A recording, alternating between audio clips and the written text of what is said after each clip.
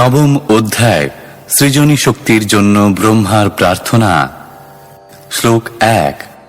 ব্রহ্মোবাচ জ্ঞাতোऽসি মেদ্য সুচিরান্নनु দেহভাজাম ন জ্ঞায়তে ভগবতো গতিরিত্যবদ্যম নান্যত্বদস্তি ভগবন্নপি তন্ন শুদ্ধম মায়াগুণব্যতিকরাদ্য দুর্বিভাসি। অনুবাদ। ব্রহ্মা বললেন, হে প্রভু, বহু বহু বছরের তপস্যার পর আজ আমি আপনাকে জানতে পেরেছি। হায় দেহধারী জীবেরা, কি দুর্ভাগা যে তারা আপনাকে জানার অযোগ্য। হে প্রভু, আপনি একমাত্র জ্ঞাতব্য বিষয়, কেননা আপনার অতীত আর কোনো পরমতত্ত্ব নেই। যদি আপনার থেকেও শ্রেষ্ঠ কোনো বস্তু থাকে তবে তা পরমতত্ত্ব নয়। আপনি জড়তত্ত্বের সৃষ্টি শক্তি প্রদর্শন করে পরম পুরুষ রূপে বিরাজ করেন।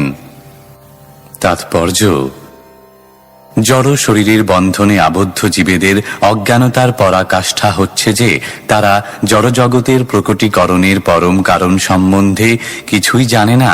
পরম কারণ সম্বন্ধে বিভিন্ন মানুষের বিভিন্ন মতবাদ রয়েছে, কিন্তু তাদের কোনোটি সত্য নয়। একমাত্র পরম কারণ হচ্ছে বিষ্ণু, এবং মধ্যবর্তী বাধা সৃষ্টিকারী শক্তিটি হচ্ছে ভগবানের মায়া শক্তি।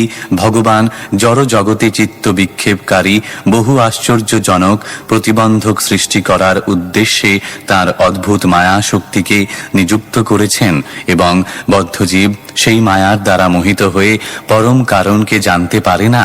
তাই বড় বৈজ্ঞানিক এবং দার্শনিকদেরও আশ্চর্যজনক ব্যক্তি বলে স্বীকার করা যায় না। তাদের আশ্চর্যজনক বলে মনে হয়, কেননা তারা ভগবানের মায়া শক্তির হাতের ক্রীড়নক। মায়ার দ্বারা মোহিত হয়ে সাধারণ মানুষ পরমেশ্বর ভগবানের অস্তিত্ব অস্বীকার করে এবং মায়া শক্তির মূর্খ রচনাকে সর্বোচ্চ বলে মনে করে। পরম কারণ পরমেশ্বর ভগবানকে কেবল ভগবানের কৃপার মাধ্যমে জানা যায়। ব্রহ্মা এবং তার পরম্পরায় শুদ্ধ ভক্তদেরই কেবল তিনি কৃপা প্রদান করেন। তপস্যার প্রভাবেই কেবল ব্রহ্মা গর্ভদোষায়ী বিষ্ণুকে দর্শন করতে সক্ষম হয়েছিলেন, এবং উপলব্ধির মাধ্যমেই কেবল তিনি তাকে যথাযথভাবে জানতে পেরেছিলেন। ভগবানের মনোমুগ্ধকর সৌন্দর্য ও ঐশ্বর্য দর্শন করে ব্রহ্মা পরম পরিতৃপ্ত হয়েছিলেন, এবং তিনি স্বীকার করেছিলেন যে তার সঙ্গে কোনো কিছুরই তুলনা করা যায় না। তপস্যার মাধ্যমেই কেবল ভগবানের সৌন্দর্য ও ঐশ্বর্য উপলব্ধি করা যায়, এবং কেউ যখন ভগবানের সৌন্দর্য ও ঐশ্বর্যের সঙ্গে পরিচিত হয় তখন তার আর অন্য কোনো কিছুর প্রতি আকর্ষণ থাকে না। সেই কথা প্রতিপন্ন করে ভগবদ গীতায় অধ্যায় 2 শ্লোক 59 বলা হয়েছে, পরং দৃষ্টবা নিবর্ততে। যে সমস্ত মূর্খ মানুষ পরমেশ্বরের সৌন্দর্য ও ঐশ্বর্য সম্বন্ধে অনুসন্ধান করার চেষ্টা করে না, ব্রহ্মা এখানে তাদের নিন্দা করেছেন। প্রত্যেক মানুষের এই জ্ঞান প্রাপ্তির চেষ্টা করা আবশ্যক, এবং কেউ যদি তা না করে তাহলে তার জীবন ব্যর্থ হয়। জড় জগতে যা কিছু সুন্দর এবং ঐশ্বর্যমণ্ডিত সেইগুলি কাকের মতো প্রাণীরা উপভোগ করে। কাক সর্বদা আবর্জনা খুঁজে বেড়ায়, কিন্তু হংস কখনো কাকদের সঙ্গে মেলামেশা করে না। পক্ষান্তরে তারা সুন্দর উদ্যান বেষ্টিত পদ্মশোভিত নির্মল সরোবরে বিহার করে। জন্ম অনুসারে কাক ও হংস উভয়ই নিঃসন্দেহে পক্ষী, কিন্তু তারা এক প্রকার নয়। শ্লোক 2। রূপম যদেতদববোধরসোদয়েন শ্বশ্বন্নিবৃত্ততমসঃ সদনুগ্রহায় আদৌ গৃহীতমবতারশতৈকবীজম যন্নাভিপদ্মভবনাদহমাবিরাসম। অনুবাদ।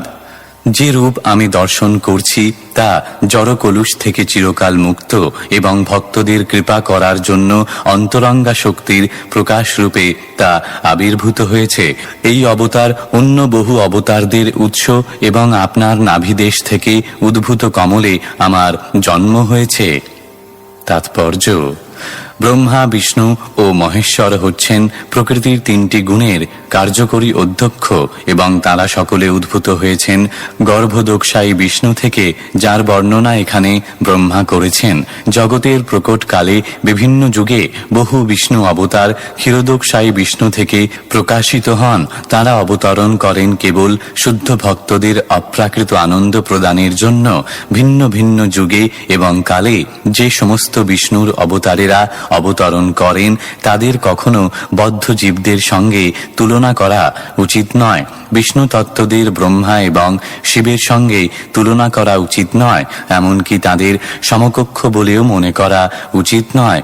যারা তা করে তাদের বলা হয় পাষণ্ডী। এখানে যে তমস শব্দটির উল্লেখ করা হয়েছে তা হচ্ছে জরা প্রকৃতি। পরা প্রকৃতির অস্তিত্ব সম্পূর্ণরূপে তম থেকে পৃথক, তাই পরা প্রকৃতিকে অববোধ রস বা অবরোধ রস বলা হয়। অবরোধ মানে যা সম্পূর্ণরূপে নিরস্ত করে। চিৎজগতে কোনো মতেই জড়ের সঙ্গে সম্পর্ক সম্ভব নয়। ব্রহ্মা হচ্ছেন প্রথম জীব এবং তাই তিনি উল্লেখ করেছেন যে তার জন্ম হয়েছে গর্ভদোকসায়ী বিষ্ণুর নাভি থেকে উদ্ভূত পদ্ম থেকে। শ্লোক ৩। नातः परं परमयद्भवतः स्वरूपमानन्दमात्रमविकल्पमविद्धवर्चः पश्यामि विश्वसृजमेकमविश्वमात्मन् भूतेन्द्रियात्मकमदस्त उपाश्रितोऽस्मि। অনুবাদ: হে প্রভু, আপনার এই নিত্য আনন্দময় এবং জ্ঞানময় স্বরূপ থেকে শ্রেষ্ঠ অন্য কোনো রূপ আমি দেখি না। চিদাকাশে আপনার নির্বিশেষ ব্রহ্মজ্যোতির কোনো সাময়িক পরিবর্তন হয় না এবং আপনার অন্তরঙ্গা শক্তির কোনো অবক্ষয় হয় না। আমি আপনার কাছে আত্মসমর্পণ করছি, কেননা আমি আমার জড়দেহ এবং ইন্দ্রিয়ের গর্বে মত্ত, অথচ আপনি সমগ্র জগতের পরম কারণ হওয়া সত্ত্বেও জড়াতীত। তাৎপর্য: ভগবদ্ গীতায় অধ্যায় 18 শ্লোক 55 বলা হয়েছে, ভক্তা মামভিজানাতি যাবান যশ্চাসি তত্ত্বত। পরমেশ্বর ভগবানকে ভক্তির মাধ্যমেই কেবল আংশিকভাবে জানা যায়। ব্রহ্মা বুঝতে পেরেছিলেন যে পরমেশ্বর ভগবান শ্রীকৃষ্ণের বহু সচ্চিদানন্দময় রূপ রয়েছে। পরমেশ্বর ভগবান গোবিন্দের এই সমস্ত অংশাবতারদের বর্ণনা করে তিনি ব্রহ্ম সংহিতায় অধ্যায় 5 শ্লোক 33 বলেছেন, अद्वैतमच्युतमनादिमनन्तरूपम् आद्यं पुराणपुरुषं नवयौवनं च वेदेषु दुर्लभमदुर्लभमात्मभक्तौ गोविन्दमादिपुरुषं तमहं भजामि। আমি আদি পুরুষ গোবিন্দের ভজনা করি, যিনি অদ্বৈত এবং অচ্যুত, বহুরূপে প্রকাশিত হলেও তিনি হচ্ছেন সর্বকারণের পরম কারণ। যদিও তিনি আদি পুরুষ, তবুও তিনি নিত্য নবযৌবন সম্পন্ন এবং তিনি কখনো বার্ধক্যের দ্বারা প্রভাবিত হন না। বেদের কেতাবি জ্ঞানের মাধ্যমে তাকে জানা যায় না। তাকে জানতে হলে তার ভক্তের শরণাগত হতে হয়। ভগবানকে যথাযথভাবে জানার একটি মাত্র পন্থা এবং তা হচ্ছে ভগবত ভক্তির পন্থা বা তার ভক্তের শরণাগত হওয়া, যার হৃদয়ে তিনি সর্বদা বিরাজ করেন।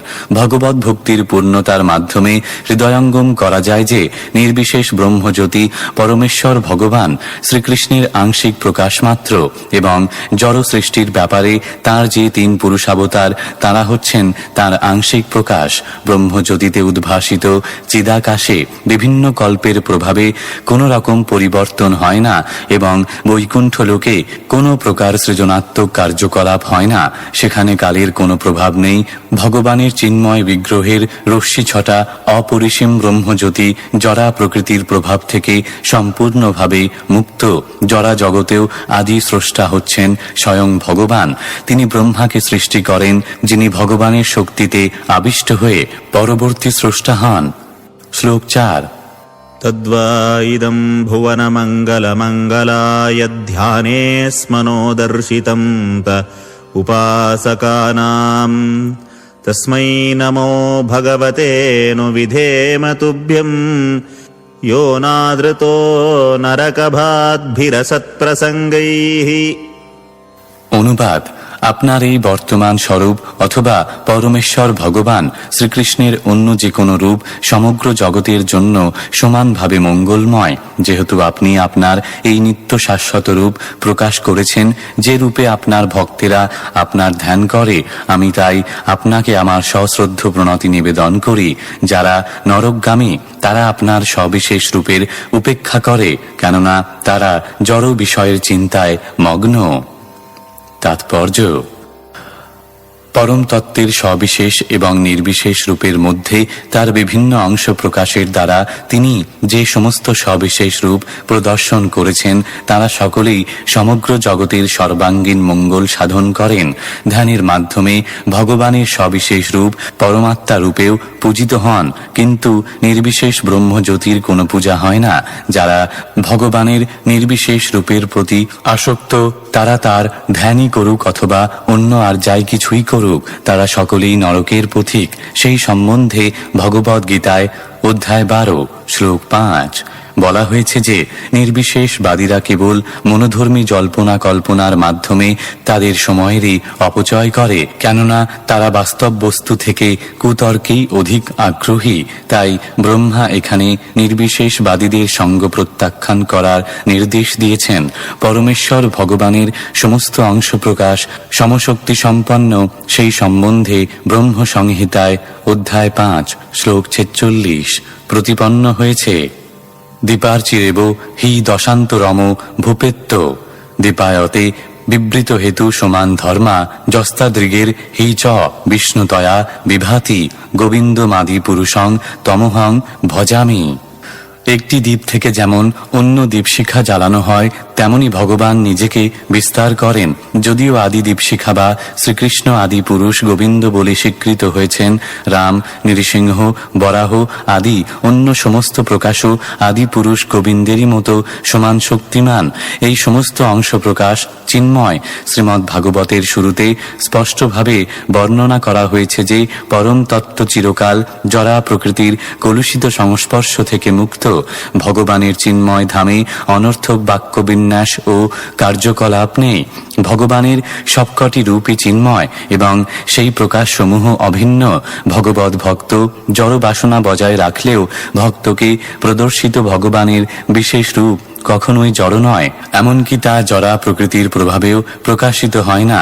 যে কথা নির্বিশেষবাদীরা মূর্খের মতো মনে করে থাকে, যে সমস্ত নির্বিশেষবাদী ভগবানের সচ্চিদানন্দময় স্বরূপকে জড়া প্রকৃতি থেকে উৎপন্ন বলে মনে করে, তারা অবশ্যই নরকের পথের পথিক। শ্লোক 5 ये तु त्वदीयचरणाम्बुजकोशगन्धम् जिघ्रन्ति कर्णविवरैः श्रुतिवातनीतम् भक्त्या गृहीतचरणः परया च तेषाम् नापैषि नाथ हृदयाम्बुरुहास्त्वपुंसाम्। অনুবাদ: হে প্রভু, বৈদিক শব্দ তরঙ্গরূপ বায়ুর দ্বারা বাহিত আপনার চরণ কমলের সৌরভ যারা তাদের কর্ণরন্ধ্রের দ্বারা আঘ্রাণ করেছেন, তারা আপনার প্রেমময় সেবা অঙ্গীকার করেন। তাদের হৃদয় পদ্ম থেকে আপনি কখনো বিচ্ছিন্ন হন না। তাৎপর্য: ভগবানের শুদ্ধ ভক্তদের কাছে ভগবানের চরণার বিন্দের ঊর্ধ্বে আর কিছু নেই, এবং ভগবানও জানেন যে তার ভক্তেরা তাকে ছাড়া আর কিছু চান না। এখানে তু শব্দটি বিশেষভাবে সেই সত্য প্রতিপন্ন করছে। ভগবানও সেই শুদ্ধ ভক্তদের হৃদয় পদ্ম থেকে পৃথক হতে চান না। সেইটি হচ্ছে শুদ্ধ ভক্তের সঙ্গে পরমেশ্বর ভগবানের সম্পর্ক। যেহেতু ভগবান এই প্রকার শুদ্ধ ভক্তদের হৃদয় থেকে বিচ্ছিন্ন হতে চান না, তার ফলে বোঝা যায় যে নির্বিশেষবাদীদের থেকে তারা তাঁর অধিকতর প্রিয়। বৈদিক অনুশাসনের প্রামাণিক ভিত্তির উপর প্রতিষ্ঠিত ভগবত ভক্তির মাধ্যমেই শুদ্ধ ভক্তের সঙ্গে ভগবানের সম্পর্ক বিকশিত হয়।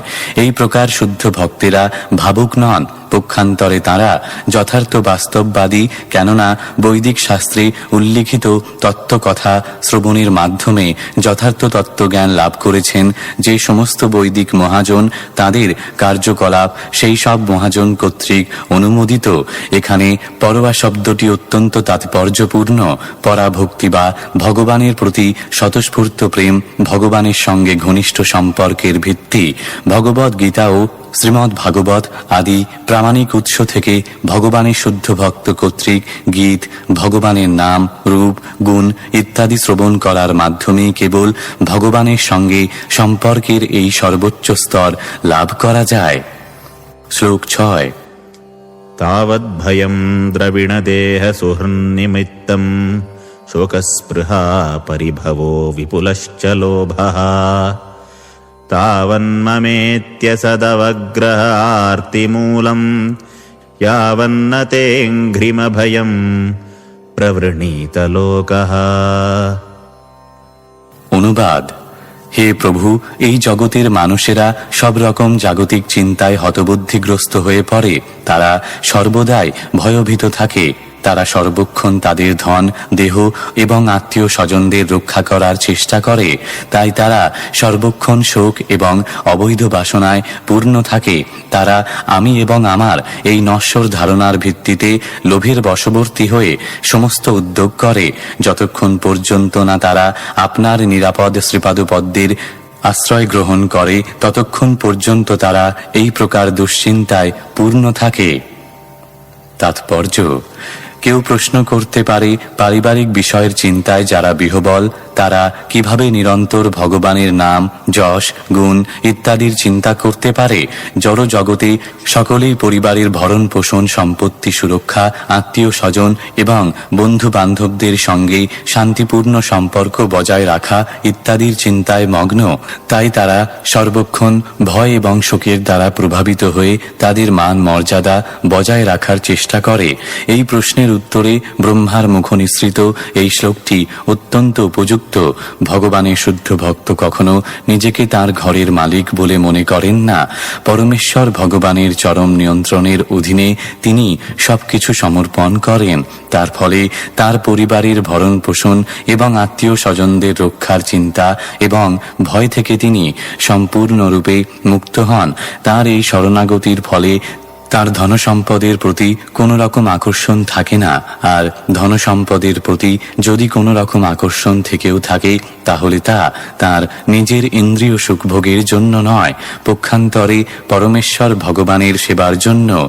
ভগবানের শুদ্ধ ভক্ত সাধারণ মানুষের মতো ধনসম্পদ আহরণের প্রতি আকৃষ্ট হতে পারেন, কিন্তু তাদের মধ্যে পার্থক্য হচ্ছে এই যে ভক্ত ধনসম্পদ সংগ্রহ করেন ভগবানের সেবার জন্য, আর সাধারণ মানুষ তা সংগ্রহ করে তাদের ইন্দ্রিয় সুখভোগের জন্য। ভক্তের ধনসম্পদ আহরণ বৈষয়িক মানুষদের মতো উদ্বেগের কারণ হয় না। শুদ্ধ ভক্ত যেহেতু সবকিছুই ভগবানের সেবার জন্য গ্রহণ করেন, তাই ধনসঞ্চয়রূপী সর্পের বিষ দাঁত ভেঙে যায়। যে সাপের বিষ দাঁত ভেঙে ফেলা হয়েছে, সে যদি মানুষকে কামড়ায় তাহলে কোনো রকম ক্ষতি হয় না। অনুরূপভাবে ভগবানের উদ্দেশ্যে সঞ্চিত ধনের কোনো বিষদাঁত নেই এবং তাই তার ফল বিপজ্জনক নয়। শুদ্ধ ভক্ত এই পৃথিবীতে একজন সাধারণ মানুষের মতো থাকলেও তিনি কখনো জড়জাগতিক বিষয়ে জড়িয়ে পড়েন না। শ্লোক 7। दैवेन ते हतधियो भवत प्रसंगात् सर्वाशुभोपशमनाद्विमुखेन्द्रियाये कुर्वन्ति कामसुखलेशलवाय दीना लोभाभिभूतमनसो कुशलानि शश्वत्। অনুবাদ: হে প্রভু, যারা আপনার সর্বমঙ্গলময় দিব্য লীলাসমূহ কীর্তন ও শ্রবণে বঞ্চিত, তারা অবশ্যই অত্যন্ত দুর্ভাগা এবং বিবেকহীন। তারা অতি অল্পক্ষণের জন্য ইন্দ্রিয় সুখ উপভোগ করে অশুভ কার্যকলাপে লিপ্ত হয়।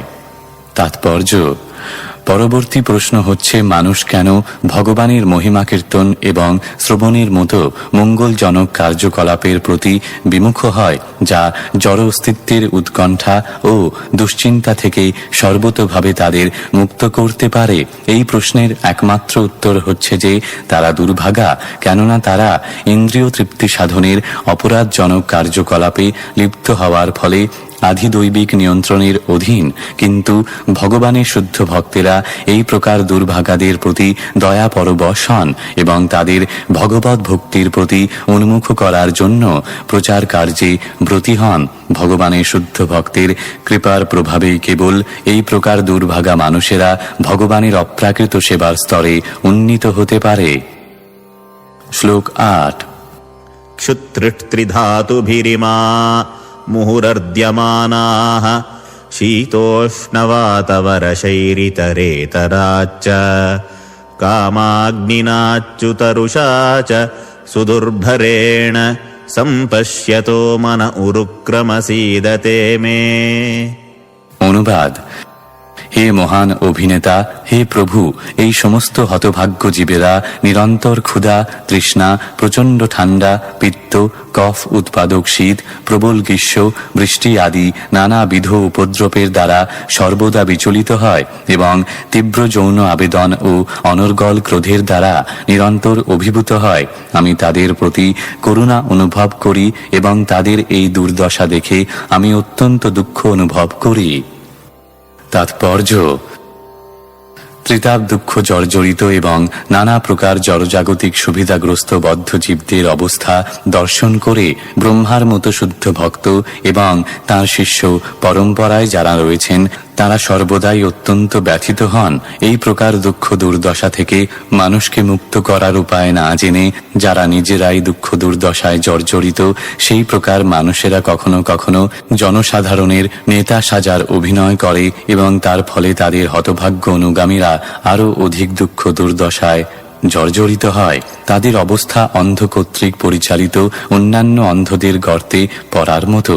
তাই ভগবত ভক্তেরা তাদের প্রতি কৃপা পরবশ হয়ে যতক্ষণ পর্যন্ত না তাদের প্রকৃত মার্গ প্রদর্শন করেন, ততক্ষণ পর্যন্ত তাদের জীবন নৈরাশ্যপূর্ণ ব্যর্থতায় পর্যবসিত হয়। যে সমস্ত ভগবত ভক্ত স্বেচ্ছায় ইন্দ্রিয় সুখপরায়ণ মূর্খ বিষয়াসক্ত মানুষদের উদ্ধার করার দায়িত্ব গ্রহণ করেন, তারাও ব্রহ্মার মতোই ভগবানের অন্তরঙ্গ।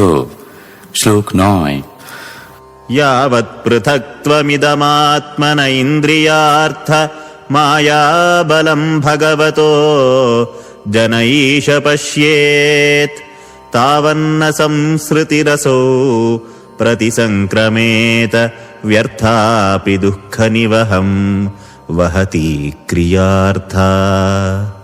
অনুবাদ: হে প্রভু, আত্মার পক্ষে জড়জাগতিক দুঃখ কষ্টের বাস্তবিক অস্তিত্ব নেই। তবুও যতক্ষণ পর্যন্ত বদ্ধজীব দেহাত্মবুদ্ধিতে আবদ্ধ থেকে ইন্দ্রিয় সুখভোগের চেষ্টায় লিপ্ত থাকে, ততক্ষণ পর্যন্ত সে আপনার বহিরঙ্গা শক্তির প্রভাবে জড় জগতের দুঃখ দুর্দশা থেকে মুক্ত হতে পারে না।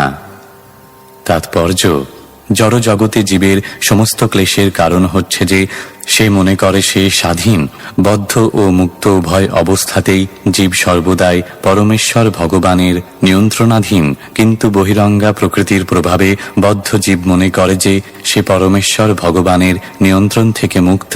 জীবের স্বরূপগত স্থিতি হচ্ছে তার সমস্ত বাসনার সঙ্গে পরমেশ্বর ভগবানের ইচ্ছার সামঞ্জস্য স্থাপন করা, কিন্তু যতক্ষণ পর্যন্ত সে তা না করে ততক্ষণ পর্যন্ত সে জড়জগতের বন্ধনে আবদ্ধ থাকতে বাধ্য। ভগবদ গীতায় অধ্যায় 2 শ্লোক 55 বলা হয়েছে, প্রজহাতি যদা কামান সর্বান পার্থ মনোগতান। তাকে সব রকম মন গড়া পরিকল্পনা পরিত্যাগ করতে হবে। জীবের কর্তব্য হচ্ছে পরমেশ্বর ভগবানের ইচ্ছার কাছে নিজেকে সমর্পণ করা, তাহলে তা তাকে জড়জগতের বন্ধন থেকে মুক্ত হতে সাহায্য করবে। শ্লোক 10।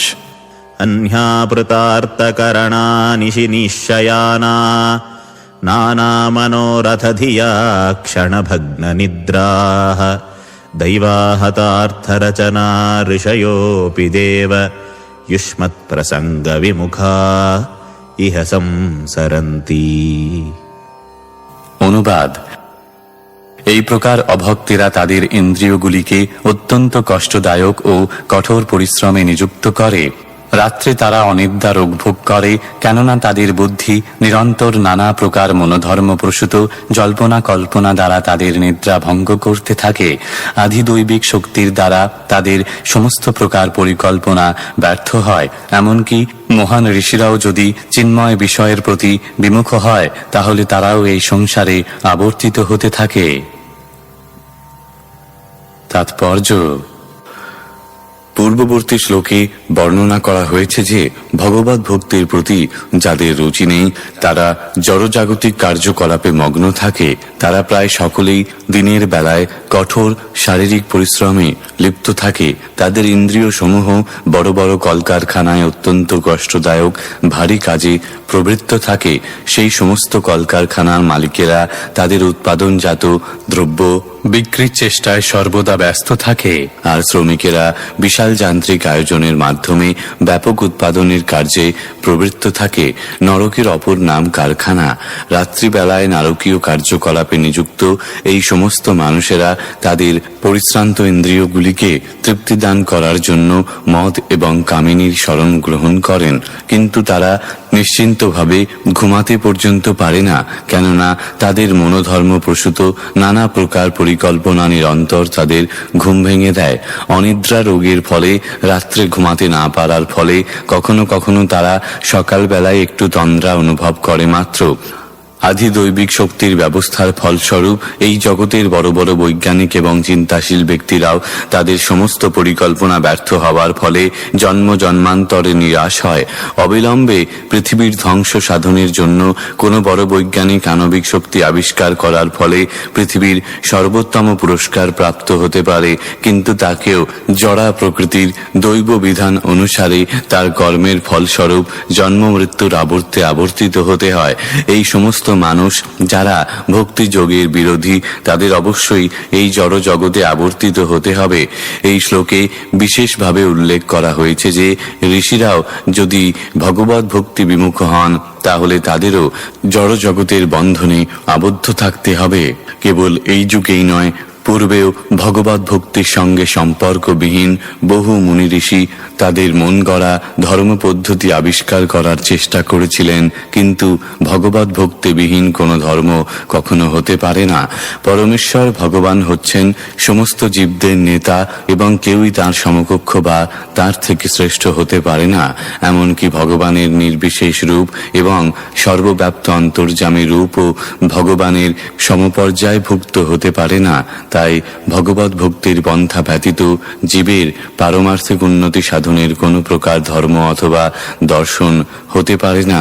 যে সমস্ত নির্বিশেষবাদী মুক্তি লাভের জন্য নানা প্রকার তপশ্চর্যা এবং কৃচ্ছ সাধনের কষ্ট স্বীকার করে, তারা নির্বিশেষ ব্রহ্মজ্যোতি পর্যন্ত পৌঁছাতে পারে, কিন্তু ভগবত ভক্তিতে স্থিত না হওয়ার ফলে তারা পুনরায় জড় জগতে অধঃপতিত হয় এবং আরেকটি জড়জীবন ভোগ করতে বাধ্য হয়।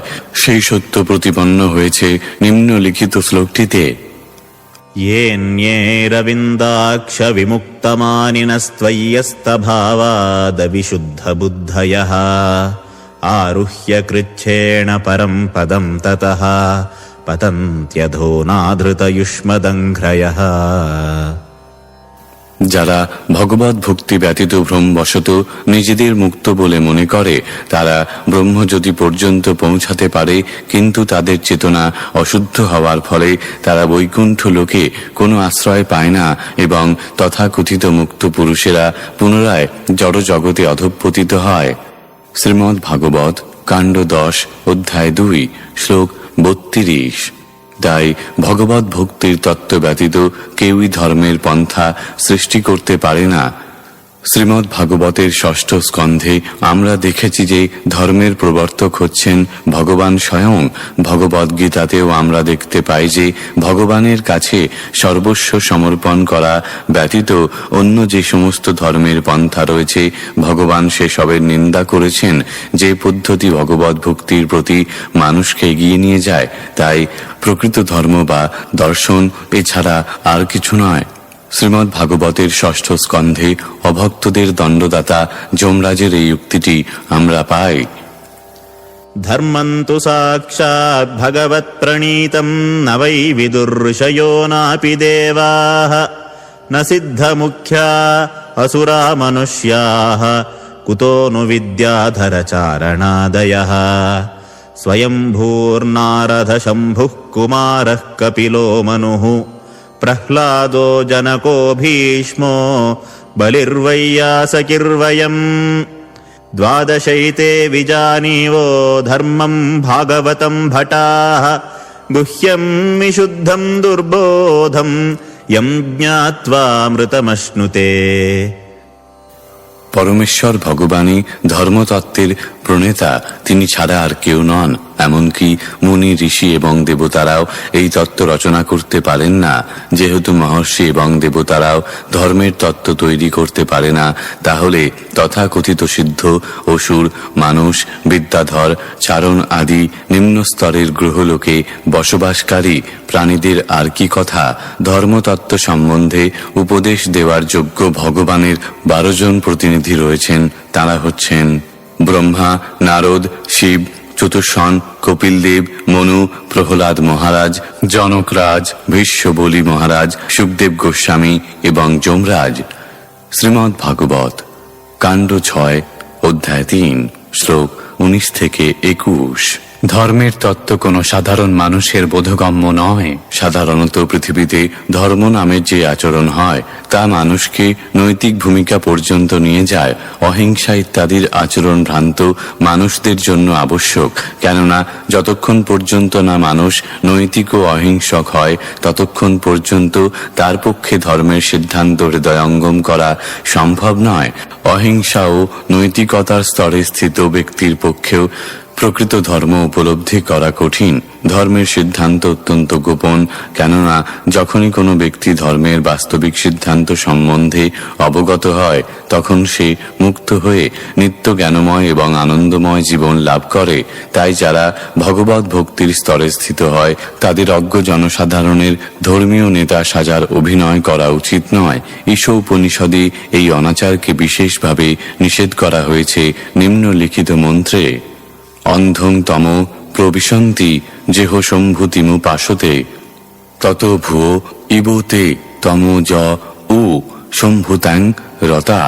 প্রকৃত ধর্মের তত্ত্ব ভগবত ভক্তি সম্বন্ধে যথাযথভাবে না জেনে যেসব ব্যক্তি ধর্মের নামে অন্যদের পথভ্রষ্ট করে তাদের থেকে ধর্মতত্ত্ব সম্বন্ধে অজ্ঞ ব্যক্তিরা যারা ধর্ম বিষয়ে কোনো কিছুই করে না তারাই অপেক্ষাকৃত বেশি ভালো।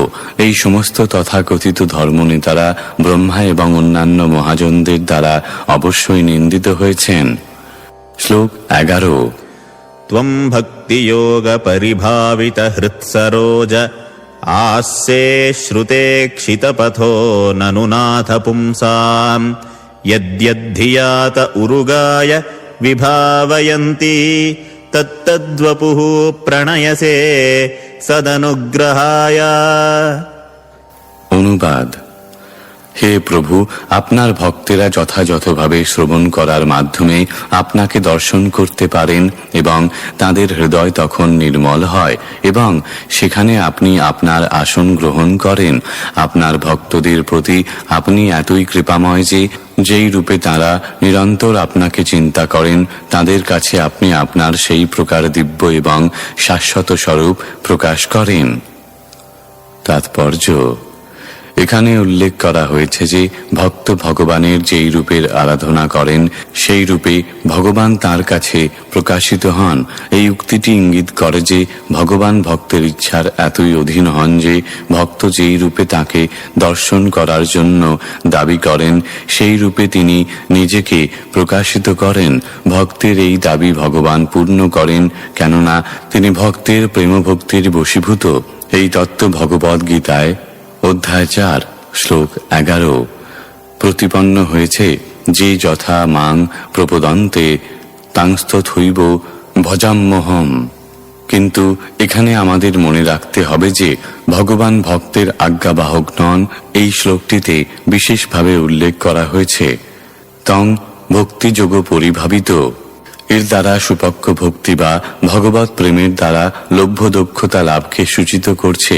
ভগবত ভক্তির অনুশীলনের ফলে ধীরে ধীরে শ্রদ্ধা থেকে এই প্রেমের স্তর লাভ হয়। শ্রদ্ধার প্রভাবে আদর্শ ভক্তের সঙ্গ লাভ হয় এবং এই সঙ্গ প্রভাবে ভজন ক্রিয়া শুরু হয়, যার অর্থ হচ্ছে যথাযথভাবে দীক্ষা গ্রহণ করে শাস্ত্র নির্দেশ অনুসারে ভক্তির প্রাথমিক কর্তব্যগুলি সম্পাদন করা। এখানে শ্রুতেক্ষিত শব্দটির মাধ্যমে সেই কথা স্পষ্টভাবে বোঝানো হয়েছে। শ্রুতেক্ষিত পন্থা হচ্ছে জড় ভাবাবেগ থেকে মুক্ত বৈদিক জ্ঞানসম্পন্ন আদর্শ ভক্তের কাছে শ্রবণ করা।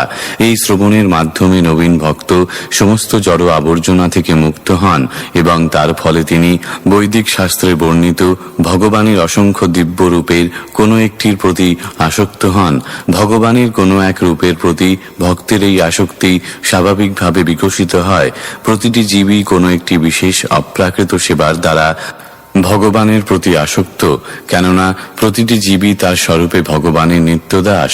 শ্রী চৈতন্য মহাপ্রভু বলেছেন, জীবের স্বরূপ হয় কৃষ্ণের নিত্যদাস। তাই প্রতিটি জীবেরই পরমেশ্বর ভগবানের সঙ্গে বিশেষ সেবার এক নিত্য সম্পর্ক রয়েছে। ভগবানের প্রতি বৈধি ভক্তির অনুশীলনের ফলে এই বিশেষ আসক্তির বিকাশ হয়। এইভাবে ভক্ত ভগবানের শাশ্বত রূপের প্রতি আসক্ত হন, যেন পূর্ব থেকেই তার সেই নিত্য আসক্তি ছিল। ভগবানের বিশেষ রূপের প্রতি এই আকর্ষণকে বলা হয় স্বরূপ সিদ্ধি। ভগবান শুদ্ধ ভক্তের বাসনা অনুসারে তার হৃদয় কমলে বিরাজ করেন এবং তার ফলে ভগবান কখনো তার ভক্ত থেকে বিচ্ছিন্ন হন না, যা পূর্ববর্তী শ্লোকে প্রতিপন্ন হয়েছে। ভগবান কিন্তু তা বলে কখনো নিষ্ঠাহীন অসাধু পূজকের কাছে নিজেকে প্রকাশ করেন না, যারা তাকে তাদের স্বার্থ সাধনের জন্য ব্যবহার করতে পারে। সেই কথা ভগবদ গীতায় অধ্যায় 7 শ্লোক 25 প্রতিপন্ন হয়েছে। নাহং প্রকাশ সর্বস্ব যোগমায়া সমাবৃত। প্রকৃতপক্ষে অভক্ত অথবা ইন্দ্রিয় সুখভোগ পরায়ণ মিছা ভক্তদের কাছে তিনি যোগমায়ার দ্বারা নিজেকে আবৃত করে রাখেন। যে সমস্ত মিছা ভক্ত জগতের কার্যকলাপের অধ্যক্ষ দেবদেবীদের পূজা করে, সেই সমস্ত কপট ভক্তদের কাছে তিনি কখনো নিজেকে প্রকাশ করেন না। অর্থাৎ ভগবান কখনো মিথ্যা ভক্তদের আজ্ঞা পালনকারী হতে পারেন না, কিন্তু সব রকম জড়কলুষের প্রভাব থেকে মুক্ত ঐকান্তিক শুদ্ধ ভক্তের বাসনা পূর্ণ করার জন্য ভগবান সর্বদাই প্রস্তুত। শ্লোক 12 নাতি প্রসীদতি তথোপচিতোপচারৈরারাধিতঃ সুরগণৈর্হৃদি বদ্ধকামৈঃ यत्सर्वभूतदयया सदलभ्ययैको नानाजनेष्ववहितः सुहृदन्तरात्मा। অনুবাদ: হে প্রভু, মহা আড়ম্বরে বিবিধ উপচার সহকারে আপনার পূজা করলেও যারা নানা প্রকার জড়কামনা বাসনায় পূর্ণ, সেই সমস্ত দেবতাদের পূজায় আপনি ততটা প্রসন্ন হন না। আপনার অহেতুকী কৃপা প্রদর্শন করার জন্য আপনি সকলের হৃদয়ে পরমাত্মা রূপে বিরাজ করেন এবং আপনি সকলের নিত্য শুভাকাঙ্ক্ষী, কিন্তু অভক্তদের কাছে আপনি অলভ্য। তাৎপর্য: স্বর্গলোকের দেবতারা, যারা জড়জগতের বিভিন্ন বিভাগের প্রশাসক, তারাও ভগবানের ভক্ত, কিন্তু তা সত্ত্বেও তাদের জড়জাগতিক ঐশ্বর্য এবং ইন্দ্রিয় সুখভোগের বাসনা রয়েছে। ভগবান এতই কৃপাময় যে তিনি তাদের বাসনারও অতীত সব রকম জড়সুখ প্রদান করেন, কিন্তু তিনি তাদের প্রতি সম্পূর্ণরূপে সন্তুষ্ট নন, কেননা তারা তার শুদ্ধ ভক্ত নন। ভগবান চান না যে তার অসংখ্য সন্তানদের মধ্যে একজনও ত্রিতাপ দুঃখ সমন্বিত এই জড়জগতে নিরন্তর জন্ম, মৃত্যু, জরা এবং ব্যাধির দুঃখ ভোগ করুক। স্বর্গের দেবতারা এবং এই পৃথিবীরও অনেক ভক্ত জড়সুখ ভোগ করার জন্য এই জড়জগৎ থাকতে চান। নিম্নতর জীবনে অধঃপতিত হওয়ার বিপদ সত্ত্বেও তারা তা করেন এবং তার ফলে ভগবান তাদের প্রতি অসন্তুষ্ট হন। শুদ্ধ ভক্তেরা কখনো কোনো রকম জড়সুখের বাসনা করেন না, আবার তারা এর বিরোধীও নন। তারা তাদের সমস্ত কামনা বাসনা ভগবানের বাসনার সঙ্গে সংযোজন করেন এবং তাদের ব্যক্তিগত স্বার্থে কোনো কিছু করেন না। অর্জুন তার একটি সুন্দর দৃষ্টান্ত। পারিবারিক স্নেহের বশবর্তী হয়ে অর্জুন যুদ্ধ করতে চাননি, কিন্তু ভগবদ গীতা শ্রবণ করার পর তিনি ভগবানের ইচ্ছা অনুসারে যুদ্ধ করতে সম্মত হন। ভগবান তাই তার শুদ্ধ ভক্তদের প্রতি অত্যন্ত প্রসন্ন হন, কেননা তারা তাদের ইন্দ্রিয় তৃপ্তির জন্য কোনো কিছু না করে কেবল ভগবানের ইচ্ছা অনুসারে সবকিছু করেন। পরমাত্মা রূপে ভগবান সকলেরই হৃদয়ে বিরাজ করেন, সর্বদা সকলকে সৎ উপদেশ প্রদান করেন। তাই সকলেরই কর্তব্য হচ্ছে এই সুযোগের যথার্থ সদ্ব্যবহার করে সর্বতোভাবে ভগবানের প্রেমময়ী সেবায় যুক্ত হওয়া। অভক্তেরা দেবতাদের মতো নয়, আবার শুদ্ধ ভক্তদের মতোও নয়। তারা ভগবানের সঙ্গে অপ্রাকৃত সম্পর্ক স্থাপনে বিমুখ। তারা ভগবানের বিরুদ্ধে বিদ্রোহ করে এবং নিরন্তর তাদের কার্যকলাপের প্রতিফল ভোগ করে। ভগবদ গীতায় অধ্যায় 4 শ্লোক 11 উল্লেখ করা হয়েছে যে যথা মাং প্রপদন্তে তাংস্তথৈব ভজাম্যহম। ভগবান যদিও প্রতিটি জীবের প্রতি সমভাবে কৃপা পরায়ণ, কিন্তু জীব নিজেদের আচরণ অনুসারে স্বল্প অথবা অধিক পরিমাণে ভগবানের প্রসন্নতা বিধান করতে সক্ষম। দেবতাদের বলা হয় সকাম ভক্ত, কিন্তু শুদ্ধ ভক্তেরা হচ্ছেন নিষ্কাম ভক্ত, কেননা তাদের ব্যক্তিগত কোনো রকম স্বার্থ নেই। সকাম ভক্তেরা স্বার্থপর, কেননা তারা অন্যদের কথা চিন্তা করেন না এবং তাই তারা সম্পূর্ণরূপে ভগবানের সন্তুষ্টি বিধান করতে পারেন না। কিন্তু শুদ্ধ ভক্তেরা ভগবানের বাণী প্রচার করে অভক্তদের ভক্তে পরিণত করার দায়িত্ব গ্রহণ করেন এবং তাই তারা ভগবানকে দেবতাদের থেকেও অধিক সন্তুষ্ট করতে সক্ষম হন। ভগবান অভক্তদের প্রতি উদাসীন, যদিও তিনি পরমাত্মা রূপে এবং সুহৃদরূপে তাদের সকলের হৃদয়ে বিরাজ করেন। যাই হোক না কেন, তিনি কিন্তু তাঁর বাণীর প্রচার কার্যে নিযুক্ত শুদ্ধ ভক্তদের মাধ্যমে তাঁর কৃপা গ্রহণের সুযোগ দেন।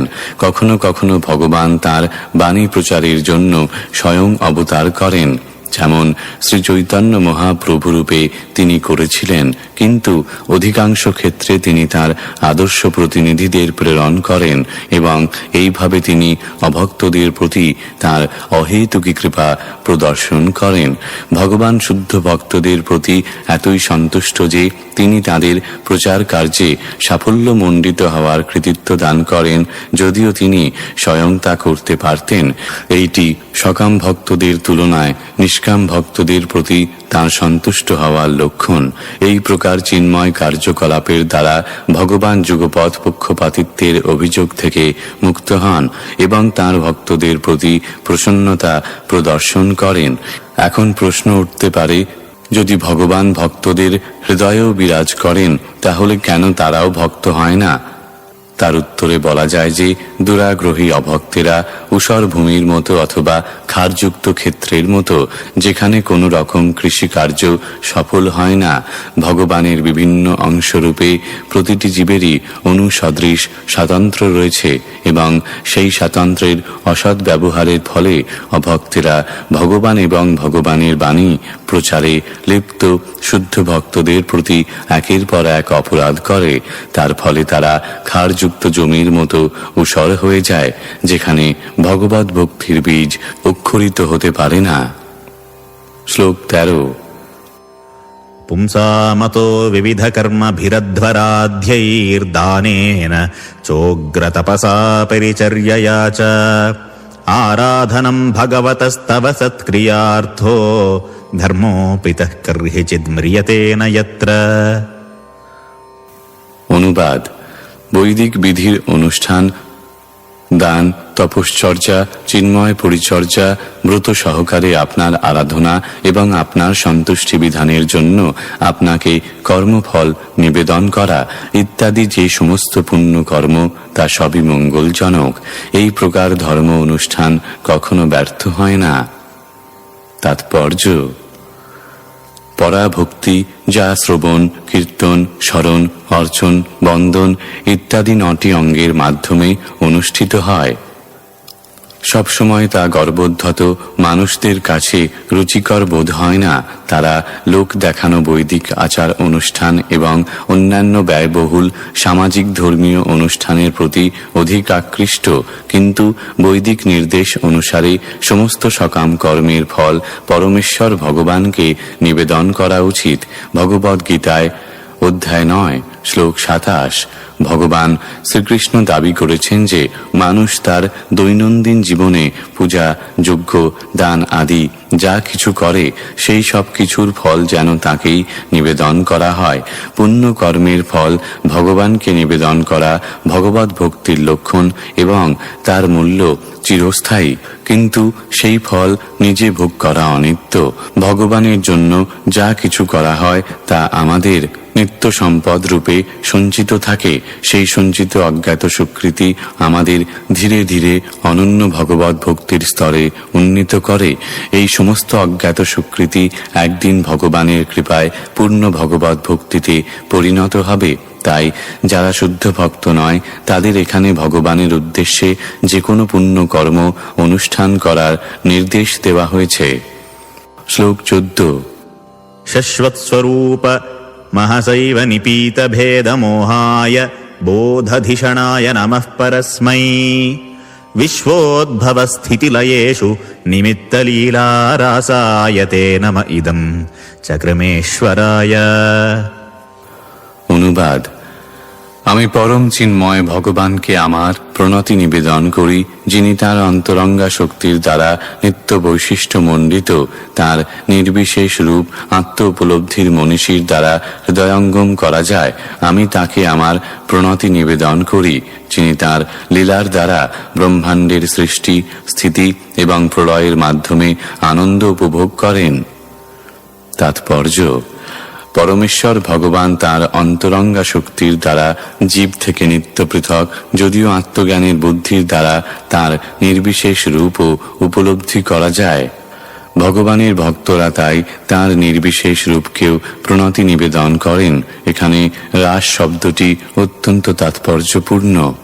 পরমেশ্বর ভগবান শ্রীকৃষ্ণ বৃন্দাবনের গোপ বালিকাদের সঙ্গে রাস নৃত্য করেন এবং গর্ভোদকশায়ী বিষ্ণুও সমগ্র জড়জগতের সৃষ্টি, স্থিতি ও প্রলয় সাধনকারিণী তার বহিরঙ্গা শক্তির সঙ্গে রাসের আনন্দে মগ্ন হন। পরোক্ষভাবে ব্রহ্মা ব্রজগোপিকাদের সঙ্গে নিত্য রাসলীলা বিলাসী শ্রীকৃষ্ণকে তাঁর সশ্রদ্ধ প্রণতি নিবেদন করেছেন, যার বর্ণনা করে গোপাল তাপনী উপনিষদে বলা হয়েছে: পরার্ধন্তে সোহবুদ্ধত গোপবেশ মে পুরুষ পুরস্তাদাবির বভুব।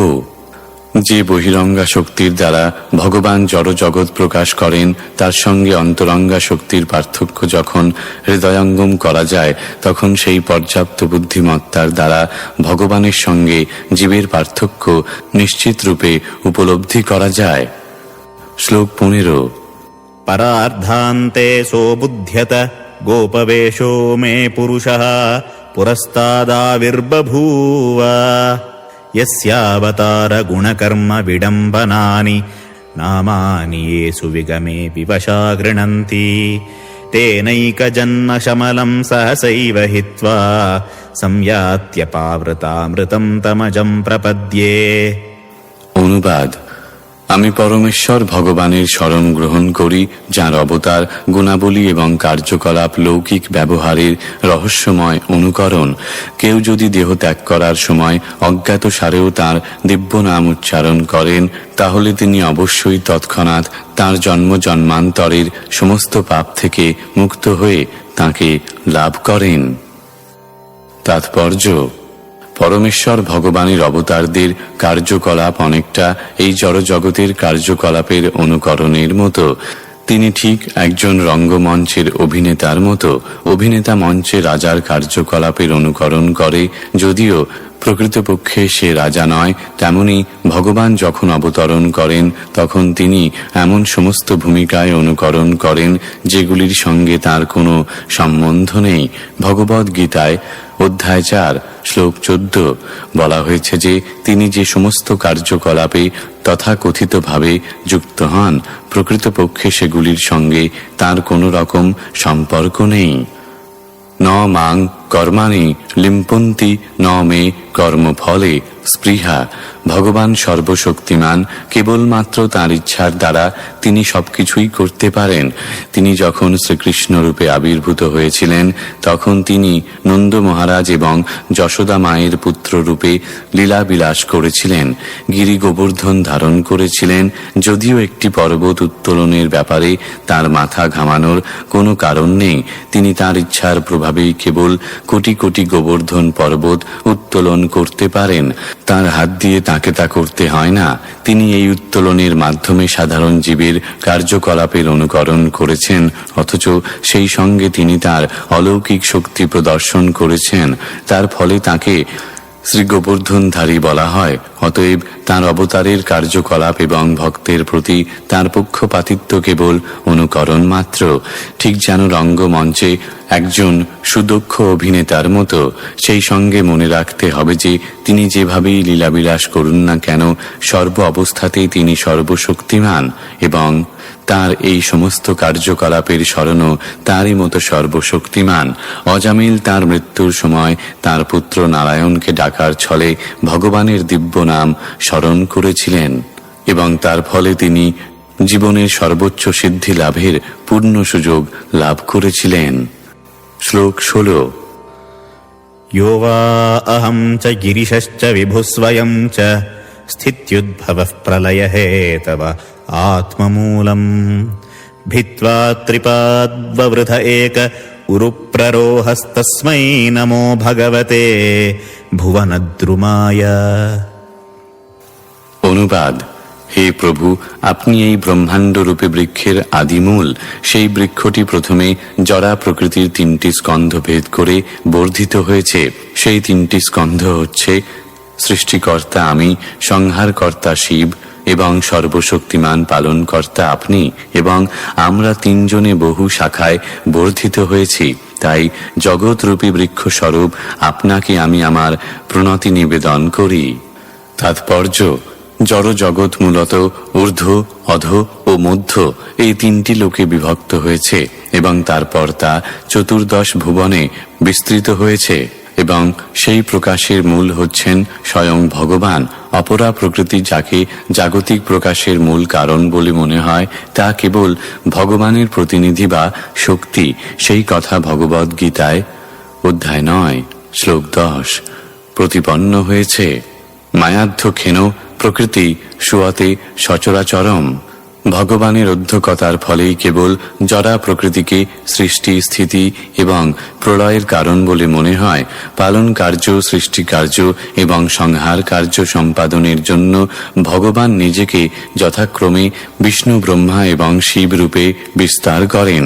প্রকৃতির তিনটি গুণের নিয়ন্তা এই তিনজন প্রধান প্রতিনিধির মধ্যে বিষ্ণু হচ্ছেন সর্বশক্তিমান। যদিও পালন কার্য সম্পাদনের জন্য তিনি এই জড় জগতে অবস্থিত, তবুও তিনি জড়া প্রকৃতির নিয়মের দ্বারা নিয়ন্ত্রিত হন না। অন্য দুজন ব্রহ্মা এবং শিব যদিও তারা প্রায় বিষ্ণুরই মতো শক্তিমান, তবুও তারা ভগবানের অপরা প্রকৃতির নিয়ন্ত্রণাধীন। মূর্খ সর্বেশ্বরবাদীদের যে ধারণা প্রকৃতির অনেক বিভাগ রয়েছে এবং সেইগুলি বহু ঈশ্বরের নিয়ন্ত্রণাধীন, এই ধারণাটি ভ্রান্ত।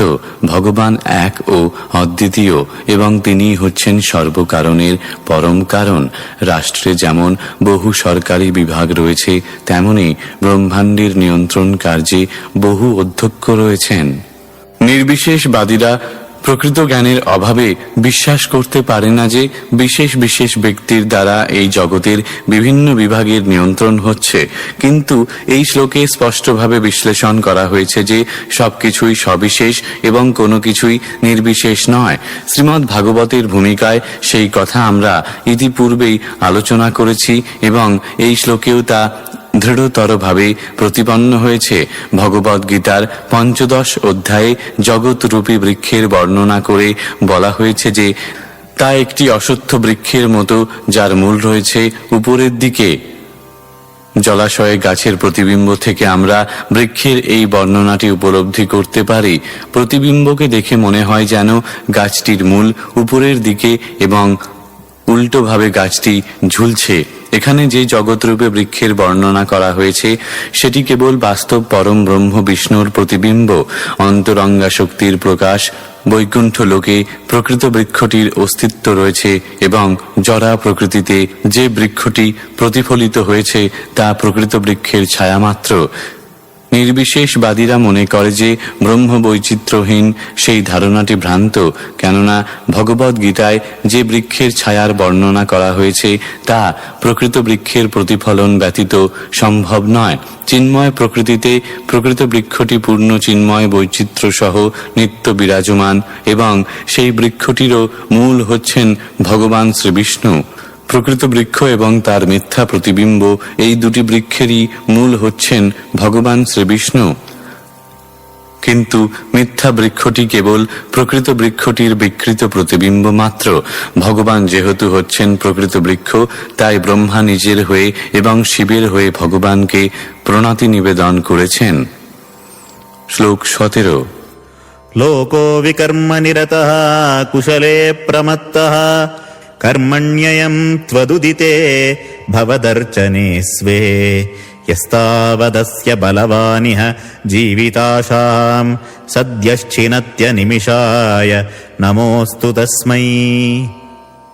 অনুবাদ: সরাসরিভাবে আপনার দ্বারা জনসাধারণের পথ প্রদর্শনের জন্য যে সমস্ত প্রকৃত মঙ্গলময় কার্যকলাপ সূচিত হয়েছে সেগুলির অনুসরণ না করে তারা অর্থহীন কার্যকলাপে যুক্ত হয়।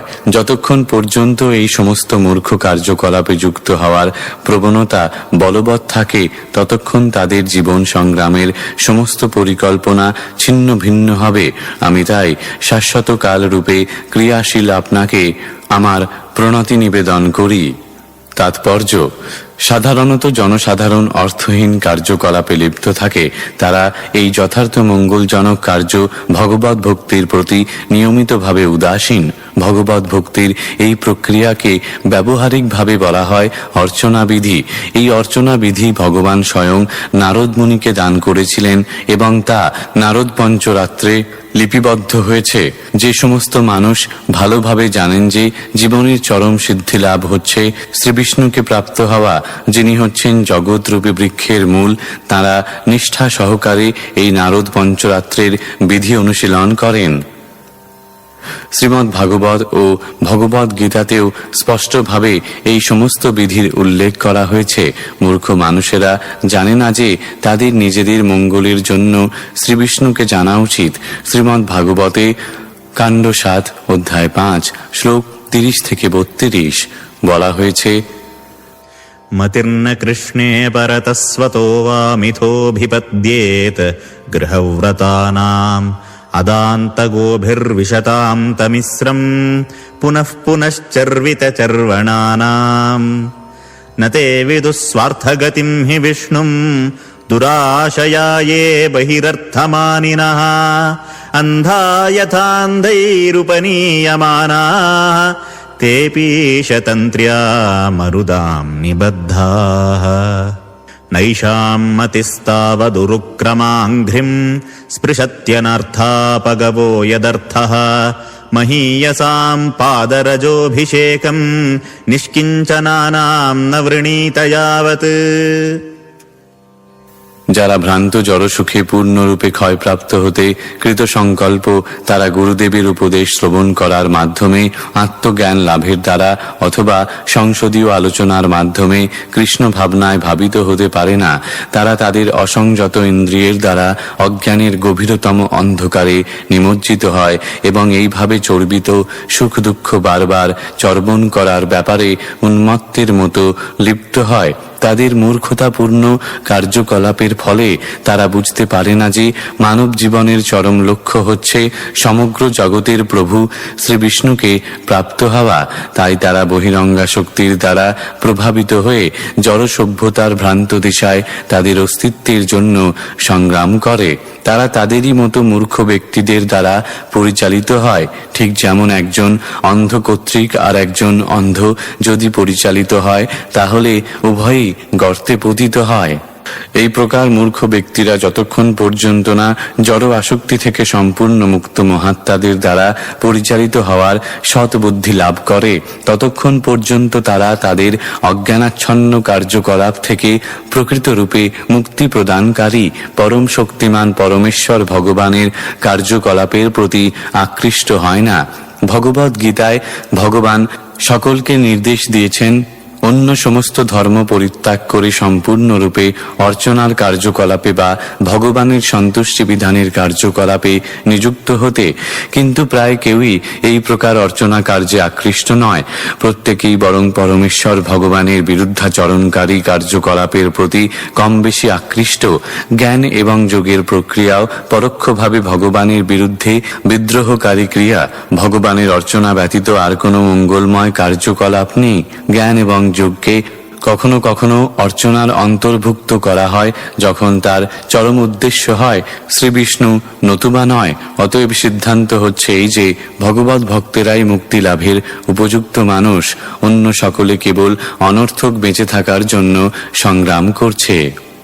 শ্লোক 18।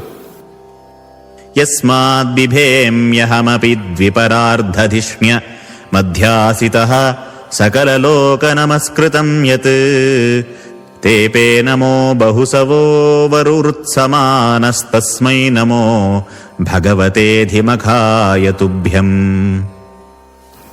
অনুবাদ। হে প্রভু, অবিশ্রান্ত কাল এবং সমস্ত যজ্ঞের ভোক্তা, আপনাকে আমি আমার সশ্রদ্ধ প্রণতি নিবেদন করি। যদিও আমি এমন স্থানে অধিষ্ঠিত যা 2 পরার্ধ কাল পর্যন্ত বিদ্যমান থাকে, যদিও আমি ব্রহ্মাণ্ডের অন্য সমস্ত লোকের অধিপতি, এবং যদিও আমি আত্ম উপলব্ধির জন্য বহু বহু বছর ধরে তপস্যা করেছি, তবুও আমি আপনাকে আমার শ্রদ্ধা নিবেদন করি। তাৎপর্য: ব্রহ্মা হচ্ছেন এই ব্রহ্মাণ্ডের সবচাইতে মহান ব্যক্তি, কেননা তার আয়ু সবচাইতে বেশি। তার তপস্যা, প্রভাব, প্রতিষ্ঠা ইত্যাদির ফলে তিনি সবচাইতে সম্মানিত ব্যক্তি, কিন্তু তা সত্ত্বেও পরমেশ্বর ভগবানকে তার সশ্রদ্ধ প্রণতি নিবেদন করতে হয়। তাই অন্য সকলের পক্ষে যারা ব্রহ্মার থেকে অনেক অনেক নিকৃষ্ট, তাদেরও ব্রহ্মাকে অনুসরণ করে কর্তব্য স্বরূপে ভগবানের প্রতি তাদের শ্রদ্ধা নিবেদন করা উচিত। শ্লোক 19। तिर्यं मनुष्य विबुधादिषु जीवयोनिष्वात्मेच्छयात्मकृतसेतु परीप्सयायः रेमे निरस्तविषयोऽप्यवरुद्धदेहस्तस्मै नमो भगवते पुरुषोत्तमाय। অনুবাদ।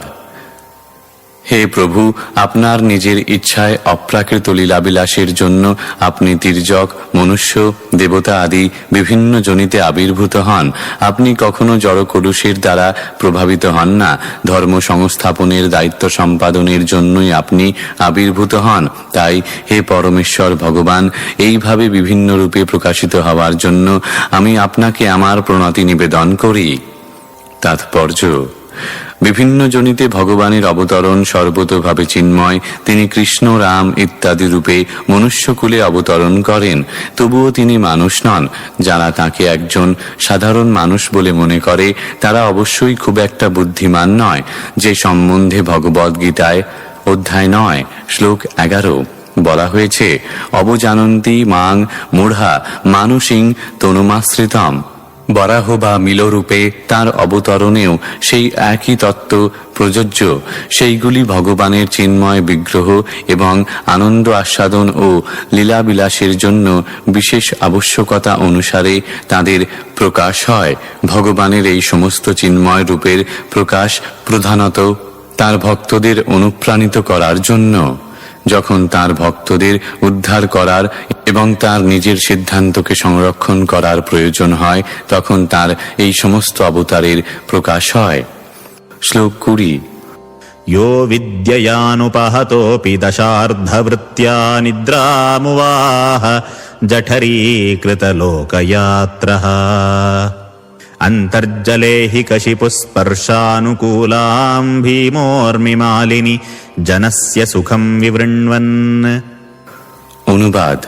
হে প্রভু, প্রবল তরঙ্গমালায় উদ্বেলিত প্রলয় বাড়িতে আপনি নিদ্রা সুখ উপভোগ করেন। শেষ শয্যায় শয়ন করে আপনি বুদ্ধিমান ব্যক্তিদের আপনার নিদ্রার আনন্দ প্রদর্শন করেন। সেই সময় সমগ্র ব্রহ্মাণ্ড আপনার উদরে অবস্থান করে। তাৎপর্য: যে সমস্ত মানুষ তাদের নিজেদের ক্ষমতার বাইরে কোনো কিছু চিন্তা করতে পারে না, তাদের অবস্থা ঠিক কূপমণ্ডকের মতো, যারা প্রশান্ত মহাসাগরের আয়তন কল্পনা করতে পারে না। এই সমস্ত মানুষ যখন শোনে যে পরমেশ্বর ভগবান মহার্ণবে তাঁর শয্যায় শয়ন করেন, তখন তারা মনে করে তা কাল্পনিক। তারা যখন শোনে যে কেউ জলের ভিতরে শুয়ে সুখে নিদ্রা যেতে পারে, তখন তারা আশ্চর্য হয়। কিন্তু একটু বুদ্ধি এই মূর্খতাপূর্ণ বিস্ময়কে নিরস্ত করতে পারে। সমুদ্রের তলদেশে অসংখ্য জীব রয়েছে, যারা তাদের জড়দেহের মাধ্যমে আহার, নিদ্রা, ভয় এবং মৈথুনের সুখ উপভোগ করে। এই প্রকার নগণ্য জীবেরা যদি জলের ভিতর তাদের জীবন উপভোগ করতে পারে, তাহলে সর্বশক্তিমান পরমেশ্বর ভগবান কেন কুণ্ডলীকৃত সর্পের শীতল শরীরে শয়ন করে মহাসাগরের বিশাল তরঙ্গমালার আন্দোলন উপভোগ করতে পারবেন না? পার্থক্য কেবল এই যে ভগবানের সমস্ত কার্যকলাপ দিব্য, কাল ও স্থানের সীমার দ্বারা সীমিত না হয়ে তিনি তাঁর ইচ্ছা অনুসারে সব কিছু করতে সক্ষম। কোন রকম জড়জাগতিক বিচার নির্বিশেষে তিনি তাঁর চিন্ময় আনন্দ উপভোগ করতে পারেন। শ্লোক 21।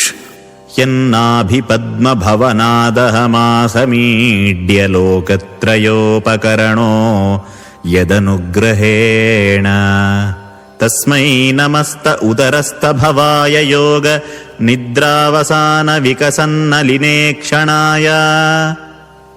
অনুবাদ: হে আমার পূজনীয়, আপনার কৃপায় ব্রহ্মাণ্ড সৃষ্টি করার জন্য আমি আপনার নাভিপদ্মরূপ গৃহ থেকে উৎপন্ন হয়েছি। আপনি যখন নিদ্রা সুখ উপভোগ করছিলেন, তখন ব্রহ্মাণ্ডের সমস্ত গ্রহগুলি আপনার চিন্ময় উদরে অবস্থিত ছিল। এখন নিদ্রা অবসানে প্রভাতের প্রস্ফুটিত পদ্মের মতো আপনার নেত্র উন্মিলিত হয়েছে। তাৎপর্য: ব্রহ্মা আমাদের সকাল থেকে রাত 10টা পর্যন্ত অর্চন বিধি অনুষ্ঠানের শিক্ষা দিচ্ছেন। খুব সকালে শয্যা ত্যাগ করে ভক্তদের ভগবানের প্রার্থনা করতে হয় এবং মঙ্গল আরতি নিবেদন করার বিধি পালন করতে হয়। মূর্খ অভক্তেরা অর্চনের গুরুত্ব বুঝতে না পেরে বৈদিক বিধির সমালোচনা করে। ভগবানও যে তাঁর স্বীয় ইচ্ছার নিদ্রা যান, তা দর্শন করার চোখ তাদের নেই। ভগবানের নির্বিশেষ রূপের ধারণা ভক্তি মার্গের পক্ষে এতই ক্ষতিকর যে সর্বদা জড়চিন্তায় অভ্যস্ত অবাধ্য জড়বাদীদের সঙ্গ করা অত্যন্ত দুর্বিষহ। নির্বিশেষবাদীরা সর্বদা বিপরীতভাবে চিন্তা করে। তারা মনে করে যে জড়ের যেহেতু আকার রয়েছে, তাই চিন্ময় তত্ত্ব নিশ্চয়ই নিরাকার। জড় যেহেতু নিদ্রা যায়, তাই চিন্ময় তত্ত্ব নিদ্রা যেতে পারে না। এবং অর্চন বিধিতে যেহেতু স্বীকার করা হয় শ্রী বিগ্রহ নিদ্রা যান, তাই অর্চনা হচ্ছে মায়া। এই সমস্ত চিন্তাই মূলত জড়। ইতিবাচক এবং নেতিবাচক উভয় প্রকার চিন্তাই জড়চিন্তা। বেদের উন্নততর উৎস থেকে জ্ঞান গ্রহণই হচ্ছে প্রকৃত মানদণ্ড।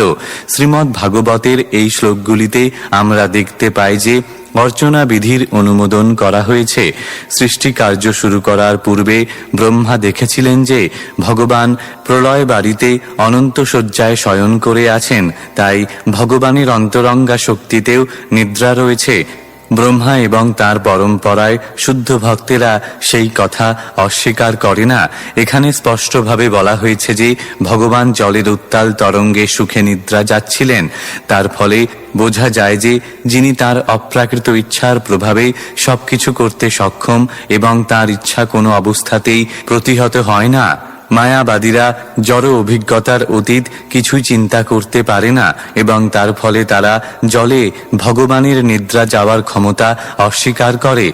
তাদের ভ্রান্তি হচ্ছে যে তারা নিজেদের সঙ্গে ভগবানের তুলনা করে এবং সেই তুলনাটিও জড়চিন্তা। নেতি নেতি এর ভিত্তিতে মায়াবাদীদের সমস্ত দর্শনই মূলত জড়।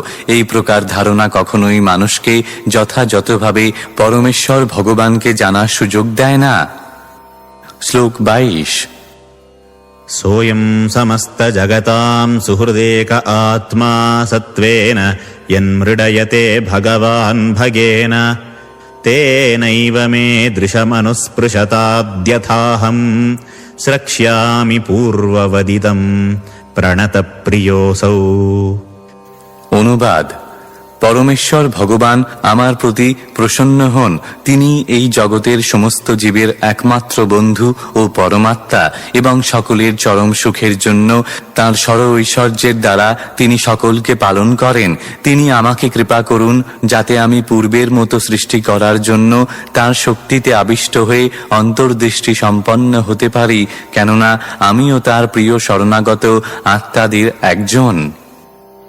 তাৎপর্য: পরমেশ্বর ভগবান পুরুষোত্তম বা শ্রীকৃষ্ণ হচ্ছেন জড় ও চিন্ময় উভয় জগতেরই পালনকর্তা। তিনি সকলের জীবন ও সখা, কেননা জীব এবং ভগবানের মধ্যে স্বাভাবিকভাবে শাশ্বত স্নেহ ও প্রেম রয়েছে। তিনি সমস্ত জীবের একমাত্র সখা ও হিতৈষী এবং তিনি অদ্বিতীয়।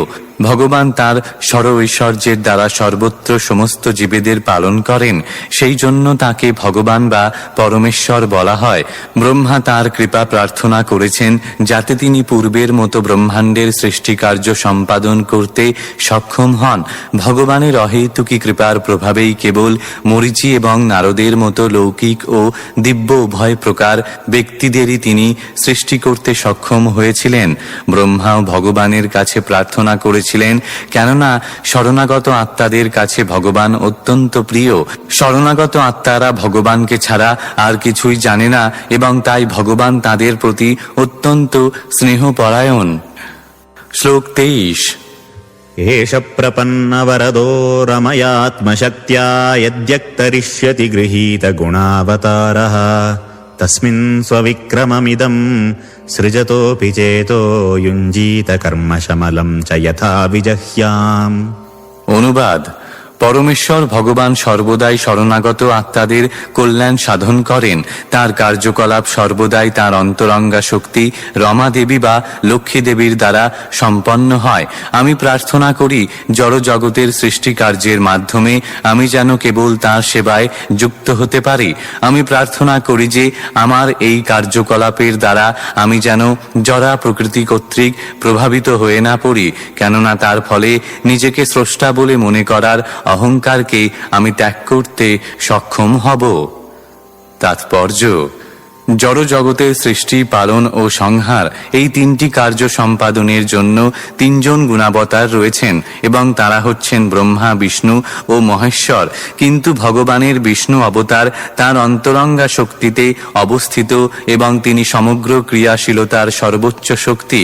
সৃষ্টি কার্যে সহায়ক ব্রহ্মা নিজেকে স্রষ্টা বলে মনে করে অহংকারে মত্ত হওয়ার পরিবর্তে ভগবানের হাতের যন্ত্ররূপে তার স্বরূপে অবস্থিত থাকতে চেয়েছিলেন।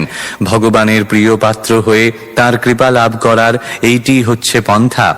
মূর্খ মানুষেরা তাদের সৃষ্ট সবকিছুর কৃতিত্ব গ্রহণ করতে চায়, কিন্তু বুদ্ধিমান মানুষেরা ভালোভাবে জানেন যে ভগবানের ইচ্ছা ব্যতীত একটি তৃণও নড়তে পারে না। তাই আশ্চর্যজনক সৃষ্টির সমস্ত কৃতিত্ব তাঁরই প্রাপ্য। চিন্ময় চেতনার দ্বারাই কেবল জীব জড় জগতের কলুষ থেকে মুক্ত হতে পারে এবং ভগবানের আশীর্বাদ লাভ করতে পারে। শ্লোক 24। नाभिह्रदादिह सतोऽम्भसि यस्य पुंसो विज्ञानशक्तिरहमासमनन्तशक्तेः रूपं विचित्रमिदमस्य विवृण्वतो मे मारीरिषीष्ट निगमस्य गिरां विसर्गः। অনুবাদ: পরমেশ্বর ভগবানের শক্তি অনন্ত। তিনি যখন প্রলয় বাড়িতে শয়ন করেছিলেন তখন তার নাভি সরোবর থেকে যে পদ্ম বিকশিত হয়েছিল তাতে ব্রহ্মাণ্ডের সামগ্রিক শক্তিরূপে আমি জন্মগ্রহণ করেছি। আমি এখন জগৎ রূপে প্রকাশিত তার বৈচিত্র্যপূর্ণ শক্তিসমূহের প্রকাশে নিযুক্ত আছি। তাই আমি প্রার্থনা করি যে আমার জড়জাগতিক কার্য সম্পাদন করার সময় আমি যেন বৈদিক মন্ত্র উচ্চারণের মার্গ থেকে বিচ্যুত না হই। তাৎপর্য: এই জড় জগতে ভগবানের অপ্রাকৃত প্রেমময়ী সেবায় যুক্ত প্রতিটি ব্যক্তিরই বহু জড়জাগতিক কার্যকলাপে যুক্ত হওয়ার প্রবণতা রয়েছে, এবং কেউ যদি জড় আসক্তির আঘাত থেকে নিজেকে রক্ষা করার ব্যাপারে যথেষ্ট বলবান না হন, তাহলে তিনি চিন্ময় মার্গ থেকে বিচ্যুত হয়ে যেতে পারেন। জড় সৃষ্টিতে ব্রহ্মাকে নানা প্রকার জীব সৃষ্টি করতে হয় তাদের জড় অবস্থা অনুসারে উপযুক্ত দেহ প্রদান করার মাধ্যমে। ব্রহ্মা প্রার্থনা করেছিলেন ভগবান যেন তাকে রক্ষা করেন, কেননা সৃষ্টিকার্যে তাকে অনেক অনেক ভয়ঙ্কর প্রাণীর সংস্পর্শে আসতে হয়। সাধারণ ব্রাহ্মণ অধঃপতিত বদ্ধ জীবদের সঙ্গ প্রভাবে ব্রহ্মতেজ বা ব্রাহ্মণোচিত ক্ষমতা থেকে অধঃপতিত হতে পারে। শ্রেষ্ঠ ব্রাহ্মণ ব্রহ্মা এই প্রকার অধঃপতনের ভয়ে ভীত ছিলেন, এবং তাই তিনি ভগবানের কাছে প্রার্থনা করেছিলেন তিনি যেন তাকে রক্ষা করেন। যারা পারমার্থিক জীবনে উন্নতি সাধন করতে চান তাদের প্রতি এটি একটি সতর্কবাণী। ভগবান কর্তৃক যথেষ্টভাবে সংরক্ষিত না হলে মানুষ চিন্ময় স্থিতি থেকে অধঃপতিত হতে পারে। তাই সর্বদা ভগবানের কাছে প্রার্থনা করতে হয় তিনি যেন তাকে রক্ষা করেন এবং তার আশীর্বাদের ফলে যেন কর্তব্য কর্ম সম্পাদন করতে পারে। শ্রী চৈতন্য মহাপ্রভুও তার ভক্তদের ভগবানের বাণী প্রচার করার দায়িত্বভার অর্পণ করেন এবং তাদের প্রতিশ্রুতি দেন যে তাদের জড় আসক্তির আক্রমণ থেকে তিনি রক্ষা করবেন। পারমার্থিক জীবনকে বেদে ক্ষুরধার বলে বর্ণনা করা হয়েছে।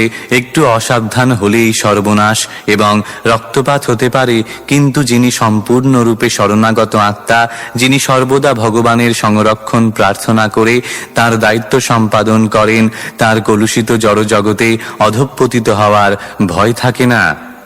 শ্লোক 25। सोऽसावदभ्रकरुणो भगवान् विवृद्ध प्रेमस्मितेन नयनाम्बुरुहं विजृम्भन् उत्थाय विश्वविजयाय च नो विषादम् माध्वा गिरापनयतात् पुरुषः पुराणः। অনুবাদ: সেই পুরাণ পুরুষ ভগবান অপার করুণাময়। আমি কামনা করি যে তিনি যেন তার নয়ন কমন উন্মিলিত করে শীতহাস্য সহকারে আমার প্রতি তার আশীর্বাদ বর্ষণ করেন। তিনি কৃপাপূর্বক সুমধুর বাক্যে উপদেশ প্রদান করার মাধ্যমে সমগ্র জগতের উত্থান সাধন করতে পারেন এবং আমাদের বিষাদ দূর করতে পারেন। তাৎপর্য: ভগবান এই জড়জগতের অধঃপতিত জীবেদের প্রতি অসীম কৃপা পরায়ণ। সমগ্র জগৎ প্রকাশিত হয়েছে ভগবত ভক্তির মাধ্যমে জীবকে উন্নতি সাধন করার সুযোগ দেওয়ার জন্য, এবং সেটি হচ্ছে সকলের জীবনের উদ্দেশ্য। ভগবান হয় স্বীয় অংশ, নয় বিভিন্ন অংশ। এই দুইভাবে অনন্তরূপে নিজেকে বিস্তার করেন। জীবাত্মারা হচ্ছে তার বিভিন্ন অংশ, আর তার স্বীয় অংশেরা হচ্ছেন ভগবান স্বয়ং। তার সাংস প্রকাশেরা হচ্ছেন প্রভু, আর বিভিন্ন অংশেরা পরম চিদানন্দময় বিগ্রহের সঙ্গে দিব্য আনন্দ বিনিময়ের জন্য তার সেবায় নিযুক্ত ভৃত্য। মুক্ত জীবেরা মন গড়া ধারণা থেকে মুক্ত হয়ে প্রভু ও ভৃত্যের এই আনন্দের আদান প্রদানে অংশগ্রহণ করতে পারেন। সেবা ও সেবকের মাধ্যমে এই অপ্রাকৃত বিনিময়ের আদর্শ দৃষ্টান্ত হচ্ছে গোপীদের সঙ্গে ভগবানের রাসলীলা। গোপিকারা ভগবানের সেবক রূপে অন্তরঙ্গা শক্তির বিস্তার, এবং তাই ভগবানের রাসলীলাকে কখনোই স্ত্রী ও পুরুষের লৌকিক সম্পর্ক বলে মনে করা উচিত নয়। পক্ষান্তরে তা হচ্ছে ভগবান এবং জীবের মধ্যে অনুভূতির বিনিময়ে পরম পূর্ণতা। ভগবান অধঃপতিত জীবেদের সুযোগ দেন জীবনের এই পরম পূর্ণতা লাভের জন্য। ভগবান ব্রহ্মাকে জগতের ব্যবস্থাপনার দায়িত্বভার অর্পণ করেছেন, এবং তাই ব্রহ্মা প্রার্থনা করেছেন ভগবান যেন তাকে আশীর্বাদ করেন যাতে তিনি তার উদ্দেশ্য সাধন করতে পারেন। শ্লোক 26। मैत्रेय उवाच स्वसम्भवं निशाम्यैवं तपो विद्या समाधिभिः यावन्मनो वचस्तुत्वा विरराम सखिन्नवत्। অনুবাদ: মহর্ষি মৈত্রেয় বললেন, হে বিদুর, ব্রহ্মা তার আবির্ভাবের উৎস পরমেশ্বর ভগবানকে দর্শন করে তার কৃপা লাভের জন্য মন এবং বাণীর ক্ষমতা অনুসারে প্রার্থনা করেছিলেন এবং এইভাবে প্রার্থনা করে তিনি নীরব হয়েছিলেন, যেন তার তপস্যা জানবার প্রচেষ্টা এবং ধ্যান করার ফলে তিনি পরিশ্রান্ত হয়ে পড়েছিলেন। তাৎপর্য: ব্রহ্মা জ্ঞানের আলোক প্রাপ্ত হয়েছিলেন, কেননা ভগবান তাঁর হৃদয়ে বিরাজমান ছিলেন। ব্রহ্মা তাঁর সৃষ্টির পর তাঁর আবির্ভাবের উৎস জানতে পারেননি, কিন্তু তপস্যা ও ধ্যানের মাধ্যমে তিনি তাঁর উৎপত্তির উৎসকে দর্শন করতে পেরেছিলেন এবং তার ফলে হৃদয়ে তিনি দিব্য জ্ঞান লাভ করেছিলেন। বাইরের সদ্গুরু এবং অন্তরের চৈত্যগুরু উভয়ই পরমেশ্বর ভগবানের প্রতিনিধি। যতক্ষণ পর্যন্ত না এই প্রকার প্রামাণিক প্রতিনিধির সঙ্গে সংযোগ হয়, ততক্ষণ পর্যন্ত সদ্গুরু হওয়ার দাবি করা যায় না। ব্রহ্মার পক্ষে বাইরের সদ্গুরুর সাহায্য গ্রহণ করার কোনো সুযোগ ছিল না, কেননা সেই সময় ব্রহ্মাই ছিলেন এই ব্রহ্মাণ্ডে একমাত্র প্রাণী। তাই ব্রহ্মার প্রার্থনায় সন্তুষ্ট হয়ে ভগবান তার অন্তর থেকে সমস্ত জ্ঞানের আলোক প্রদান করেছিলেন। শ্লোক 27 থেকে 28। अथाभिप्रेतमन्वीक्ष्य ब्रह्मणो मधुसूदनः विषण्णचेतसं तेन कल्पव्यति कराम्भसा लोकसंस्थानविज्ञान आत्मनः परिखिद्यतः तमाह गाधया वाचा कश्मलं शमयन्निव। অনুবাদ: ভগবান দেখেছিলেন যে ব্রহ্মা বিভিন্ন গ্রহলোকের সৃষ্টি ও পরিকল্পনার ব্যাপারে অত্যন্ত চিন্তিত হয়েছিলেন এবং প্রলয় বাড়ি দর্শনে অত্যন্ত বিষাদগ্রস্ত হয়েছিলেন। তিনি ব্রহ্মার অভিপ্রায় বুঝতে পেরে গম্ভীর চিন্তাশীল বাক্যের দ্বারা ব্রহ্মার মোহ অপনোদন করেছিলেন। তাৎপর্য: প্রলয় সলিল এতই ভয়াবহ যে ব্রহ্মাও তা দেখে বিচলিত হন।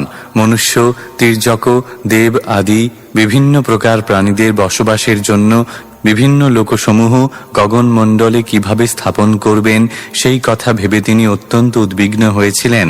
ব্রহ্মাণ্ডের সমস্ত গ্রহলোকগুলি প্রকৃতির গুণের প্রভাবাধীন জীবেদের বিভিন্ন শ্রেণী অনুসারে অবস্থিত। যারা প্রকৃতির 3টি গুণ রয়েছে এবং সেইগুলির মিশ্রণের ফলে 9টি মিশ্র গুণের সৃষ্টি হয়। সেই 9-এর মিশ্রণের ফলে 81টি হয়। তারপর সেই 81টির মিশ্রণ হয় এবং এইভাবে চরমে সেইগুলি বর্ধিত হতে হতে যে কত প্রকার মোহের সৃষ্টি হয় তা আমাদের পক্ষে জানা সম্ভব নয়। বদ্ধ জীবেদের উপযুক্ত শরীর অনুসারে ব্রহ্মাকে বিভিন্ন স্থানে এবং বিভিন্ন অবস্থায় তাদের স্থাপন করতে হয়। এই কার্য কেবল ব্রহ্মারই জন্য এবং এই কাজটি যে কত কঠিন তা ব্রহ্মাণ্ডের অন্য আর কারো পক্ষে বোঝা সম্ভব নয়। কিন্তু ভগবানের কৃপায় ব্রহ্মা এই বিরাট কার্যটি এতই সুন্দরভাবে সম্পন্ন করেছেন যে বিধাতার বা নিয়ন্তার এই কার্যকুশলতা দেখে সকলে বিস্ময়ে হতবাক হয়ে যায়। শ্লোক 29। श्रीभगवानुवाच मा वेदगर्भ गास्तन्द्रीसर्ग उद्यममावह तन्मया पादितं ह्यग्रे यन्मां पार्थयते भवान्। অনুবাদ: পরমেশ্বর ভগবান তখন বললেন, হে বেদ গর্ভ ব্রহ্মা, সৃষ্টি কার্য সম্পাদনের বিষয়ে তুমি বিষাদগ্রস্ত অথবা উদ্বিগ্ন হও না। তুমি আমার কাছে যা প্রার্থনা করছো তা পূর্বেই তোমাকে প্রদান করা হয়েছে। তাৎপর্য: কেউ যখন ভগবান অথবা তার উপযুক্ত প্রতিনিধির দ্বারা অধিকার প্রাপ্ত হন, তখন সেই কার্য সম্পাদনের জন্য তিনি আশীর্বাদ পুষ্ট হন। তবে ব্যক্তিগতভাবে সবসময়ই সেই দায়িত্ব সম্পাদনে তার অক্ষমতা সম্বন্ধে সচেতন থাকা উচিত এবং সর্বদাই সেই কর্তব্যের সার্থক সম্পাদনের জন্য ভগবানের কৃপার প্রতীক্ষা করা উচিত। কোনো বিশেষ গুরুত্বপূর্ণ দায়িত্ব দেওয়া হয়েছে বলে তার কখনো গর্বোদ্ধত হওয়া উচিত নয়। এই প্রকার দায়িত্বভার যিনি লাভ করেন তিনি অবশ্যই ভগবান, এবং তিনি যদি সর্বদা পরমেশ্বর ভগবানের ইচ্ছার অধীনে থাকেন তাহলে তিনি নিঃসন্দেহে সেই কার্য সম্পাদনে সাফল্যমণ্ডিত হবেন। অর্জুনকে কুরুক্ষেত্রের রণাঙ্গনে যুদ্ধ করার দায়িত্ব অর্পণ করা হয়েছিল এবং তাকে সেই দায়িত্ব দেওয়ার পূর্বেই ভগবান তার বিজয় নির্ধারণ করে রেখেছিলেন, কিন্তু অর্জুন সব সময় ভগবানের ভৃত্যরূপে তার অবস্থান সম্বন্ধে সচেতন ছিলেন এবং তার ফলে তিনি ভগবানকে সেই দায়িত্বভার অনুষ্ঠানের পরম পথপ্রদর্শক বলে স্বীকার করেছিলেন। যে ব্যক্তি দায়িত্বপূর্ণ কার্য সম্পাদনের গর্বে গর্বিত হয় এবং পরমেশ্বর ভগবানকে কোনো রকম কৃতিত্ব দেয় না, সে অবশ্যই অহংকারে মত্ত এবং কোনো কিছুই সুন্দরভাবে সম্পাদন করতে পারে না। ব্রহ্মা এবং যারা তাঁর শিষ্য পরম্পরায় তাঁর পদাঙ্ক অনুসরণ করেন তারা সর্বদাই পরমেশ্বর ভগবানের দিব্য প্রেমময় সেবা সম্পাদনে সফল হন। শ্লোক 30। ভূয়স্ত্বম তপ আতিষ্ঠ বিদ্যাম চৈব মদাশ্রয়াম তাভ্যামন্তর্হৃদি ব্রহ্মণ লোকান রক্ষ্যস্য পাবৃতান। অনুবাদ: হে ব্রহ্মা, আমার অনুগ্রহ লাভের জন্য তুমি তপস্যায় ও ধ্যানে নিজেকে প্রতিষ্ঠিত করো এবং তত্ত্বজ্ঞানের অনুশীলন করো। সেই কর্মের দ্বারা তুমি তোমার হৃদয়াভ্যন্তর থেকে সবকিছু জানতে পারবে। তাৎপর্য: দায়িত্বপূর্ণ কার্য সম্পাদনে নিযুক্ত বিশিষ্ট ব্যক্তির প্রতি ভগবান যে কি পরিমাণ কৃপা বর্ষণ করেন তা কল্পনারও অতীত, কিন্তু তার কৃপা লাভ হয় ভগবত ভক্তি সম্পাদনে আমাদের কৃচ্ছ সাধন এবং অধ্যবসায়ের ফলে। ব্রহ্মা জগৎ সৃষ্টির দায়িত্বভার প্রাপ্ত হয়েছিলেন। ভগবান তাকে নির্দেশ দিয়েছিলেন যে তিনি যখন ধ্যানস্থ হবেন তখন অনায়াসে তিনি জানতে পারবেন গ্রহমণ্ডলীকে কোথায় এবং কিভাবে স্থাপন করতে হবে। সেই নির্দেশ অন্তর থেকেই আসবে এবং সেই কার্য সম্পাদনের জন্য উদ্বিগ্ন হওয়ার কোনো প্রয়োজন নেই। বুদ্ধিযোগের এই উপদেশ ভগবান সরাসরিভাবে অন্তর থেকে প্রদান করেন, যে কথা ভগবদ গীতায় অধ্যায় 10 শ্লোক 10 প্রতিপন্ন হয়েছে। শ্লোক 31। তত আত্মনি লোকে চ ভক্তিযুক্তঃ সমাহিতঃ দৃষ্টাসি মাম ততম ব্রহ্মন্ময়ি লোকাংস্ত্বমাত্মনঃ। অনুবাদ: হে ব্রহ্মা, তুমি যখন ভক্তিযোগে সমাহিত হবে তখন তোমার সৃষ্টিকার্যে তোমার মধ্যে এবং সমগ্র বিশ্ব জুড়ে আমাকে দেখতে পাবে, এবং তুমি দেখবে যে তুমি, সমগ্র জগৎ ও সমস্ত জীব সকলেই আমার মধ্যে অবস্থিত।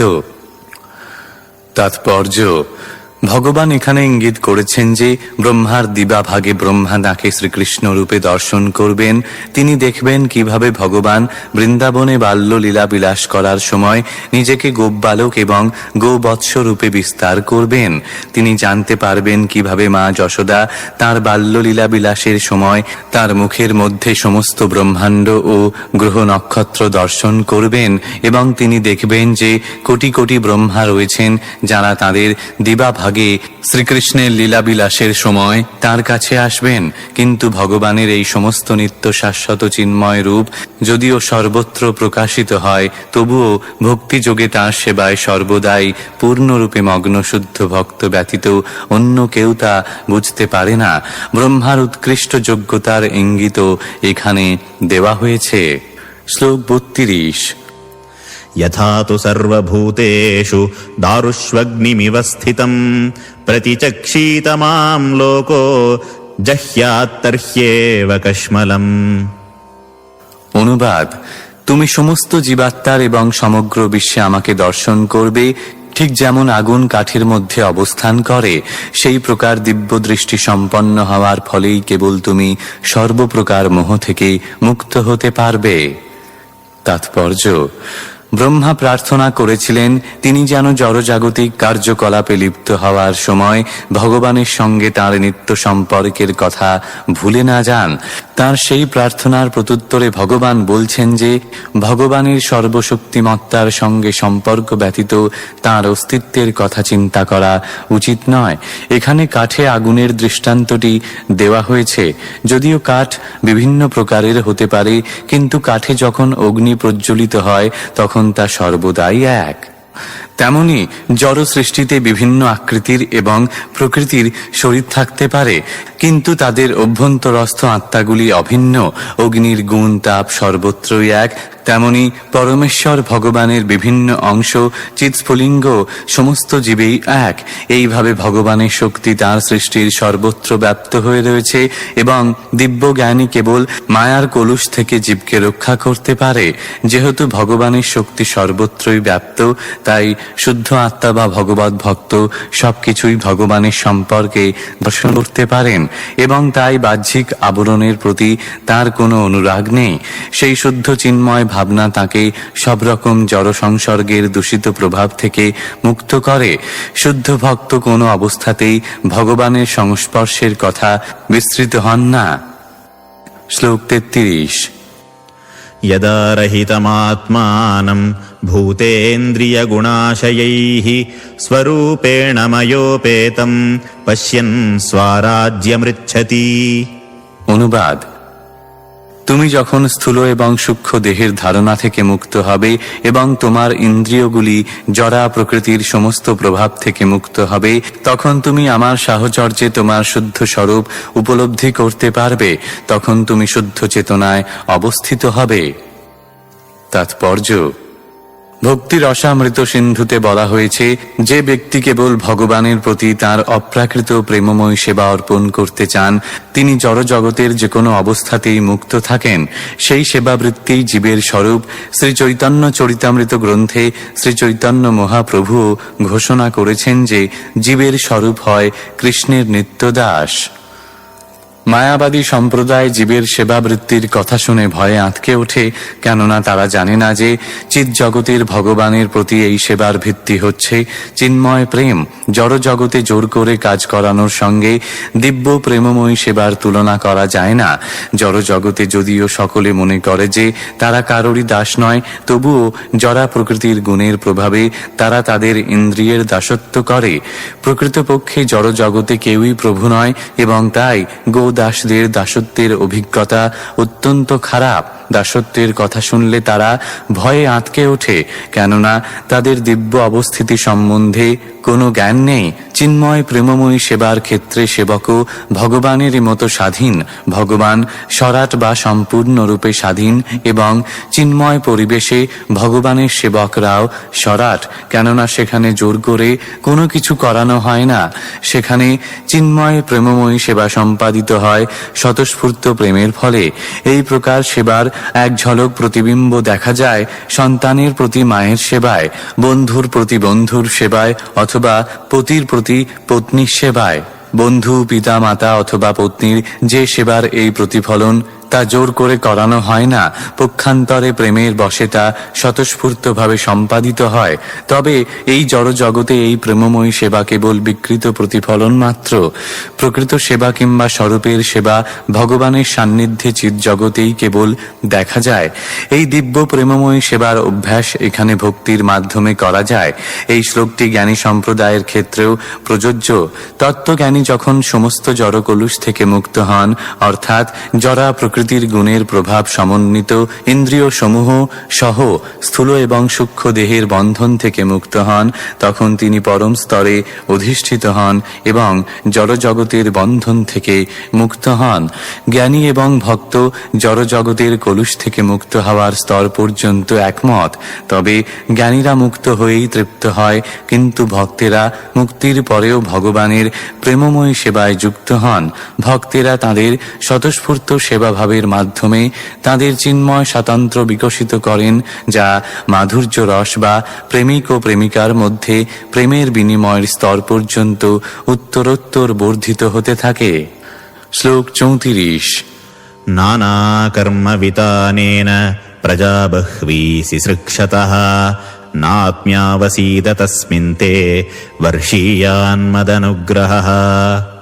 অনুবাদ: যেহেতু তুমি অসংখ্য রূপে প্রজাবৃদ্ধি করার বাসনা করেছ এবং তোমার বিভিন্ন সেবা বিস্তার করার ইচ্ছা করেছ, তাই এই বিষয়ে তোমার কখনো কোনো কষ্ট হবে না, কেননা তোমার প্রতি আমার অহেতুকী কৃপা চিরকালের জন্য নিরন্তর বাড়তে থাকবে। তাৎপর্য: ভগবানের শুদ্ধ ভক্ত বিশেষ কাল, পাত্র ও পরিস্থিতি সম্বন্ধে বাস্তবিকভাবে অবগত হওয়ার ফলে সর্বদা বিভিন্ন প্রচেষ্টার মাধ্যমে ভগবানের ভক্ত সংখ্যা বৃদ্ধি করার বাসনা করেন। জড়বাদীদের কাছে এই প্রকার প্রেমময়ী সেবার বিস্তার প্রাকৃত বলে মনে হতে পারে, কিন্তু প্রকৃতপক্ষে তা হচ্ছে ভক্তের প্রতি ভগবানের অহেতুকী কৃপার বাস্তবিক প্রসার। এই সমস্ত কার্যকলাপের পরিকল্পনা প্রাকৃত ক্রিয়াকলাপ বলে মনে হতে পারে, কিন্তু পরমেশ্বর ভগবানের অপ্রাকৃত ইন্দ্রিয়ের সন্তুষ্টি বিধানের জন্য সম্পাদিত হওয়ার ফলে তার শক্তি ভিন্ন। শ্লোক 35।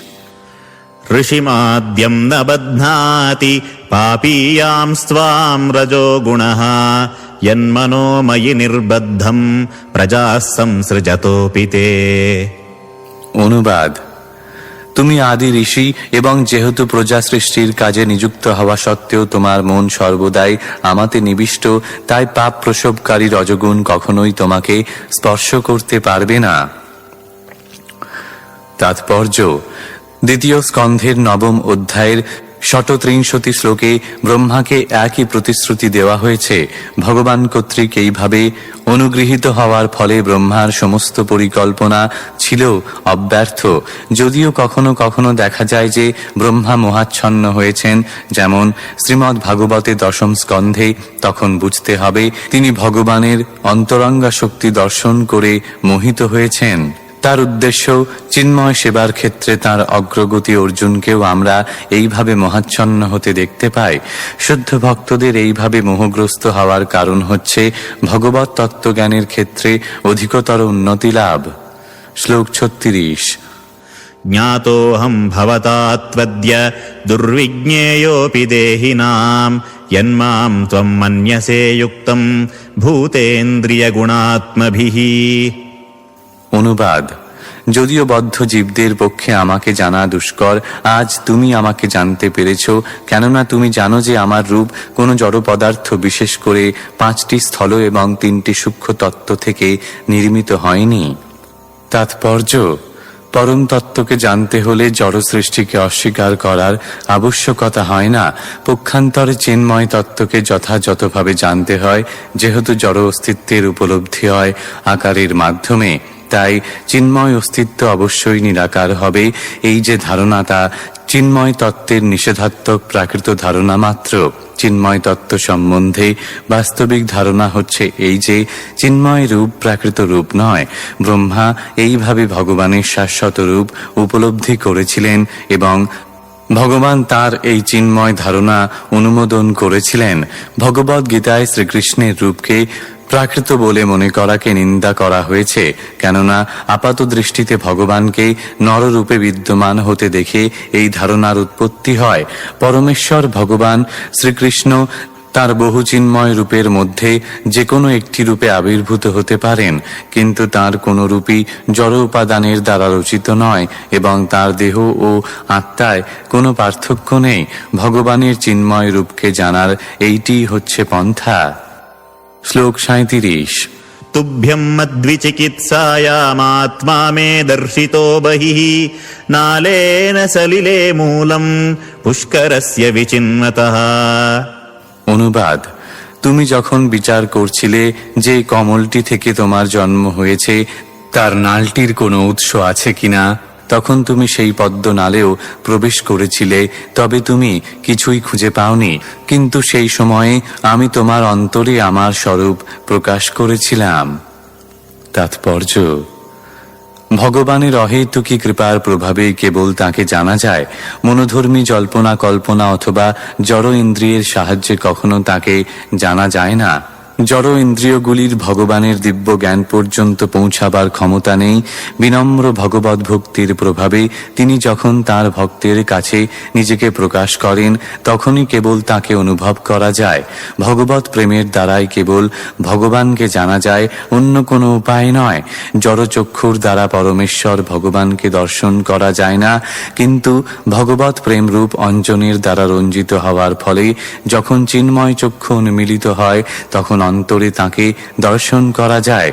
জড় কলুষের আবরণে যখন চিন্ময় চক্ষু আচ্ছাদিত থাকে তখন ভগবানকে দেখা যায় না, কিন্তু যখন ভগবত ভক্তির প্রভাবে সেই কলুষ বিদূরিত হয় তখন নিঃসন্দেহে ভগবানকে দর্শন করা যায়।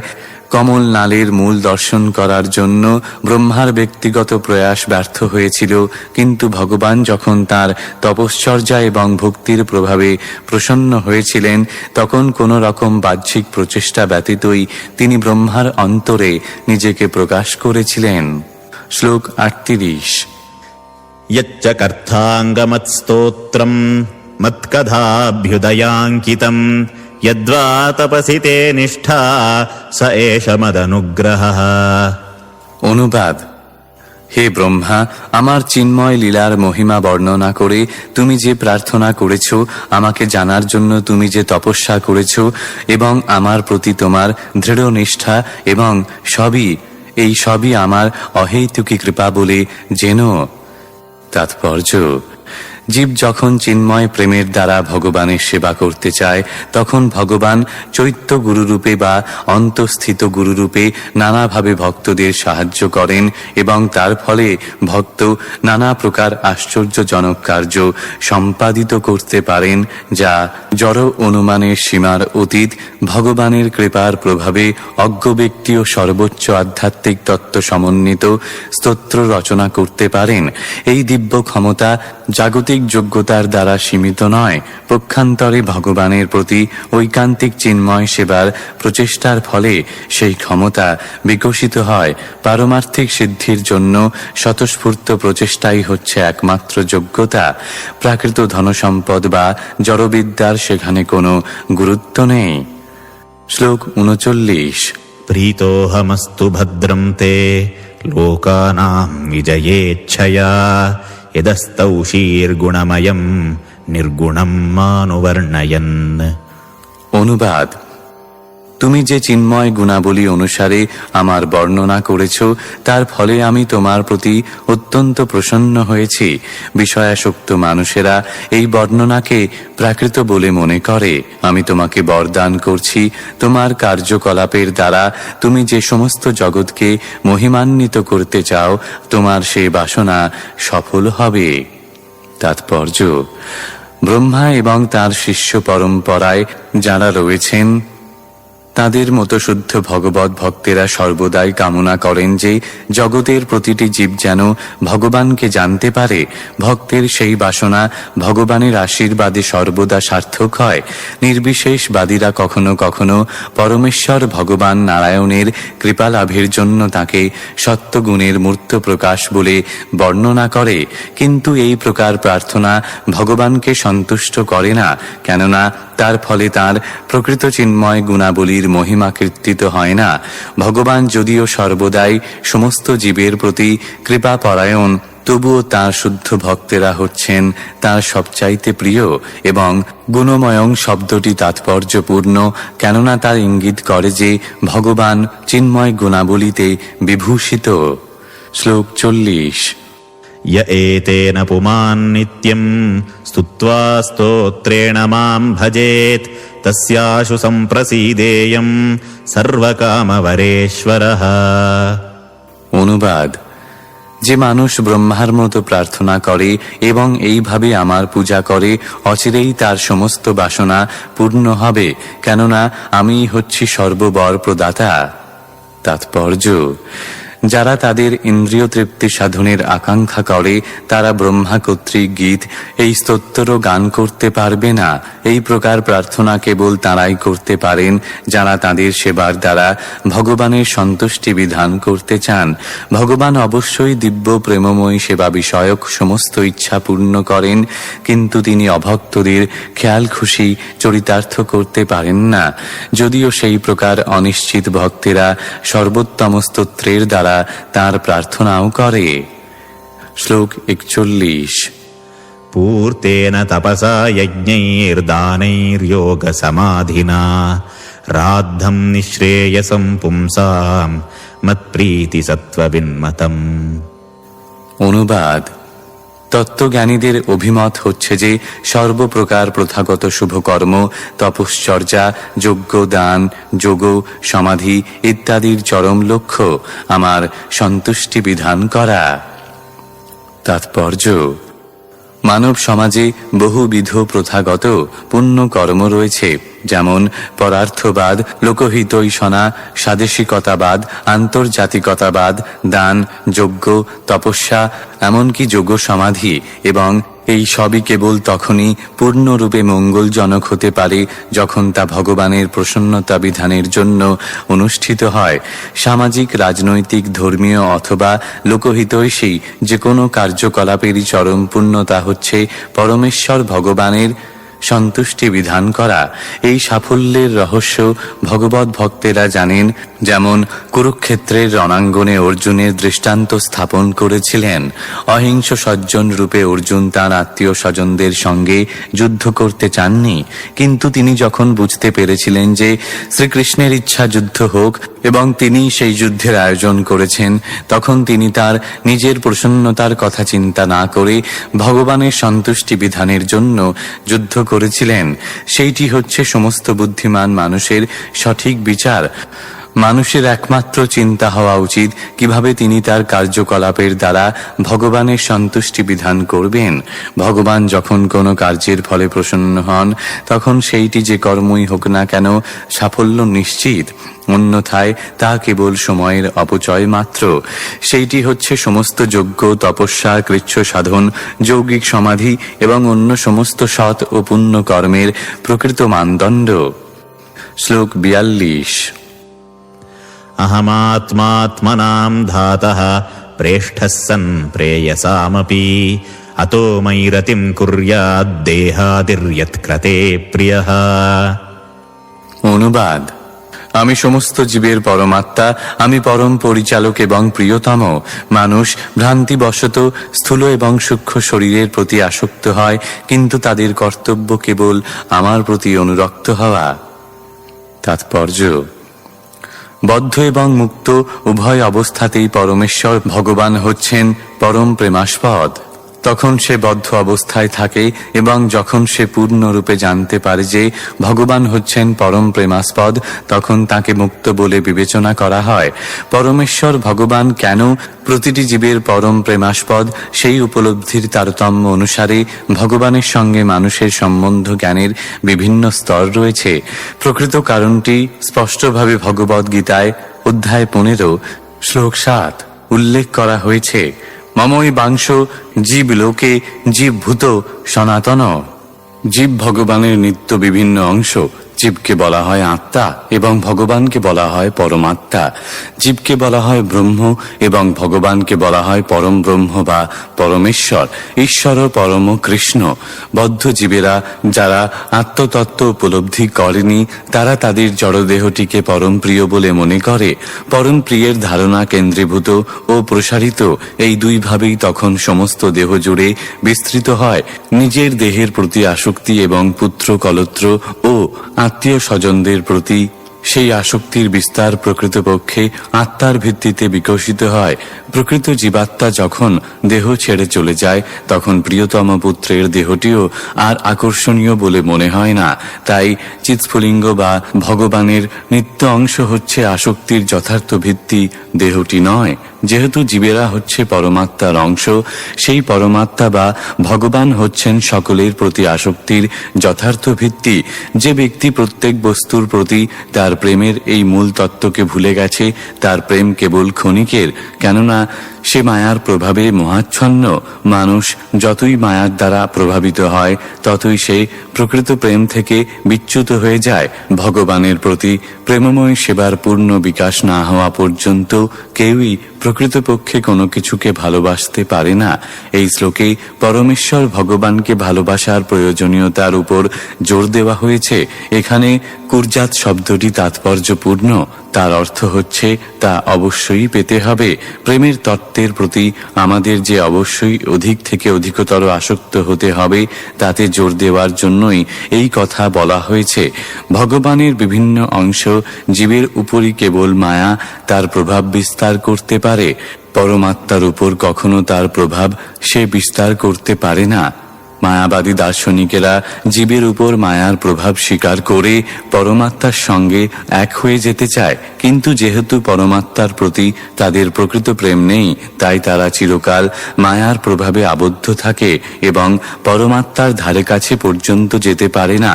পরমাত্মার প্রতি অনুরাগের অভাবের ফলেই তাদের এই অক্ষমতা। একজন ধনী কৃপণ কিভাবে তার ধনের সদ্ব্যবহার করতে হয় তা জানে না, এবং তাই অত্যন্ত ধনী হওয়া সত্ত্বেও তার কৃপণ স্বভাবের জন্য সে চিরকাল দরিদ্র থাকে। পক্ষান্তরে যে ব্যক্তি তার ধনের সদ্ব্যবহার করতে জানেন, তার অল্প পুঁজি থাকা সত্ত্বেও অচিরেই তিনি ধনবান হন। চক্ষু এবং সূর্যের সঙ্গে এক অতি ঘনিষ্ঠ সম্পর্ক রয়েছে, কেননা সূর্যের আলোক ব্যতীত চক্ষু দর্শন করতে পারে না, কিন্তু দেহের অন্যান্য অঙ্গ তাপের উৎসরূপে সূর্যের প্রতি আসক্ত হয়ে চক্ষুর থেকেও অধিক উপকৃত হয়। সূর্যের প্রতি অনুরাগ না থাকার ফলে চক্ষু সূর্যকিরণকে সহ্য করতে পারে না, অথবা পক্ষান্তরে বলা যায় সেই প্রকার চক্ষুর সূর্যকিরণের উপযোগিতা উপলব্ধি করার কোনো ক্ষমতা নেই। তেমনি জ্ঞানী দার্শনিকেরা ব্রহ্ম সম্বন্ধে তাদের ব্যবহারিক জ্ঞান থাকা সত্ত্বেও পরম ব্রহ্মের কৃপার সদ্ব্যবহার করতে পারে না, কেননা তাদের অনুরাগের অভাব। বহু নির্বিশেষবাদী দার্শনিকেরা চিরকাল মায়ার প্রভাবে আচ্ছন্ন থাকে, কেননা যদিও তারা ব্রহ্ম সম্বন্ধে ব্যবহারিক জ্ঞান লাভে ব্রতী হয়, তবুও ব্রহ্মের প্রতি তারা কোনো রকম অনুরাগ অর্জন করতে পারে না, অথবা একটি ভ্রান্ত পন্থা অনুসরণ করার ফলে সেই অনুরাগ বিকশিত করার কোনো সম্ভাবনাও তাদের থাকে না।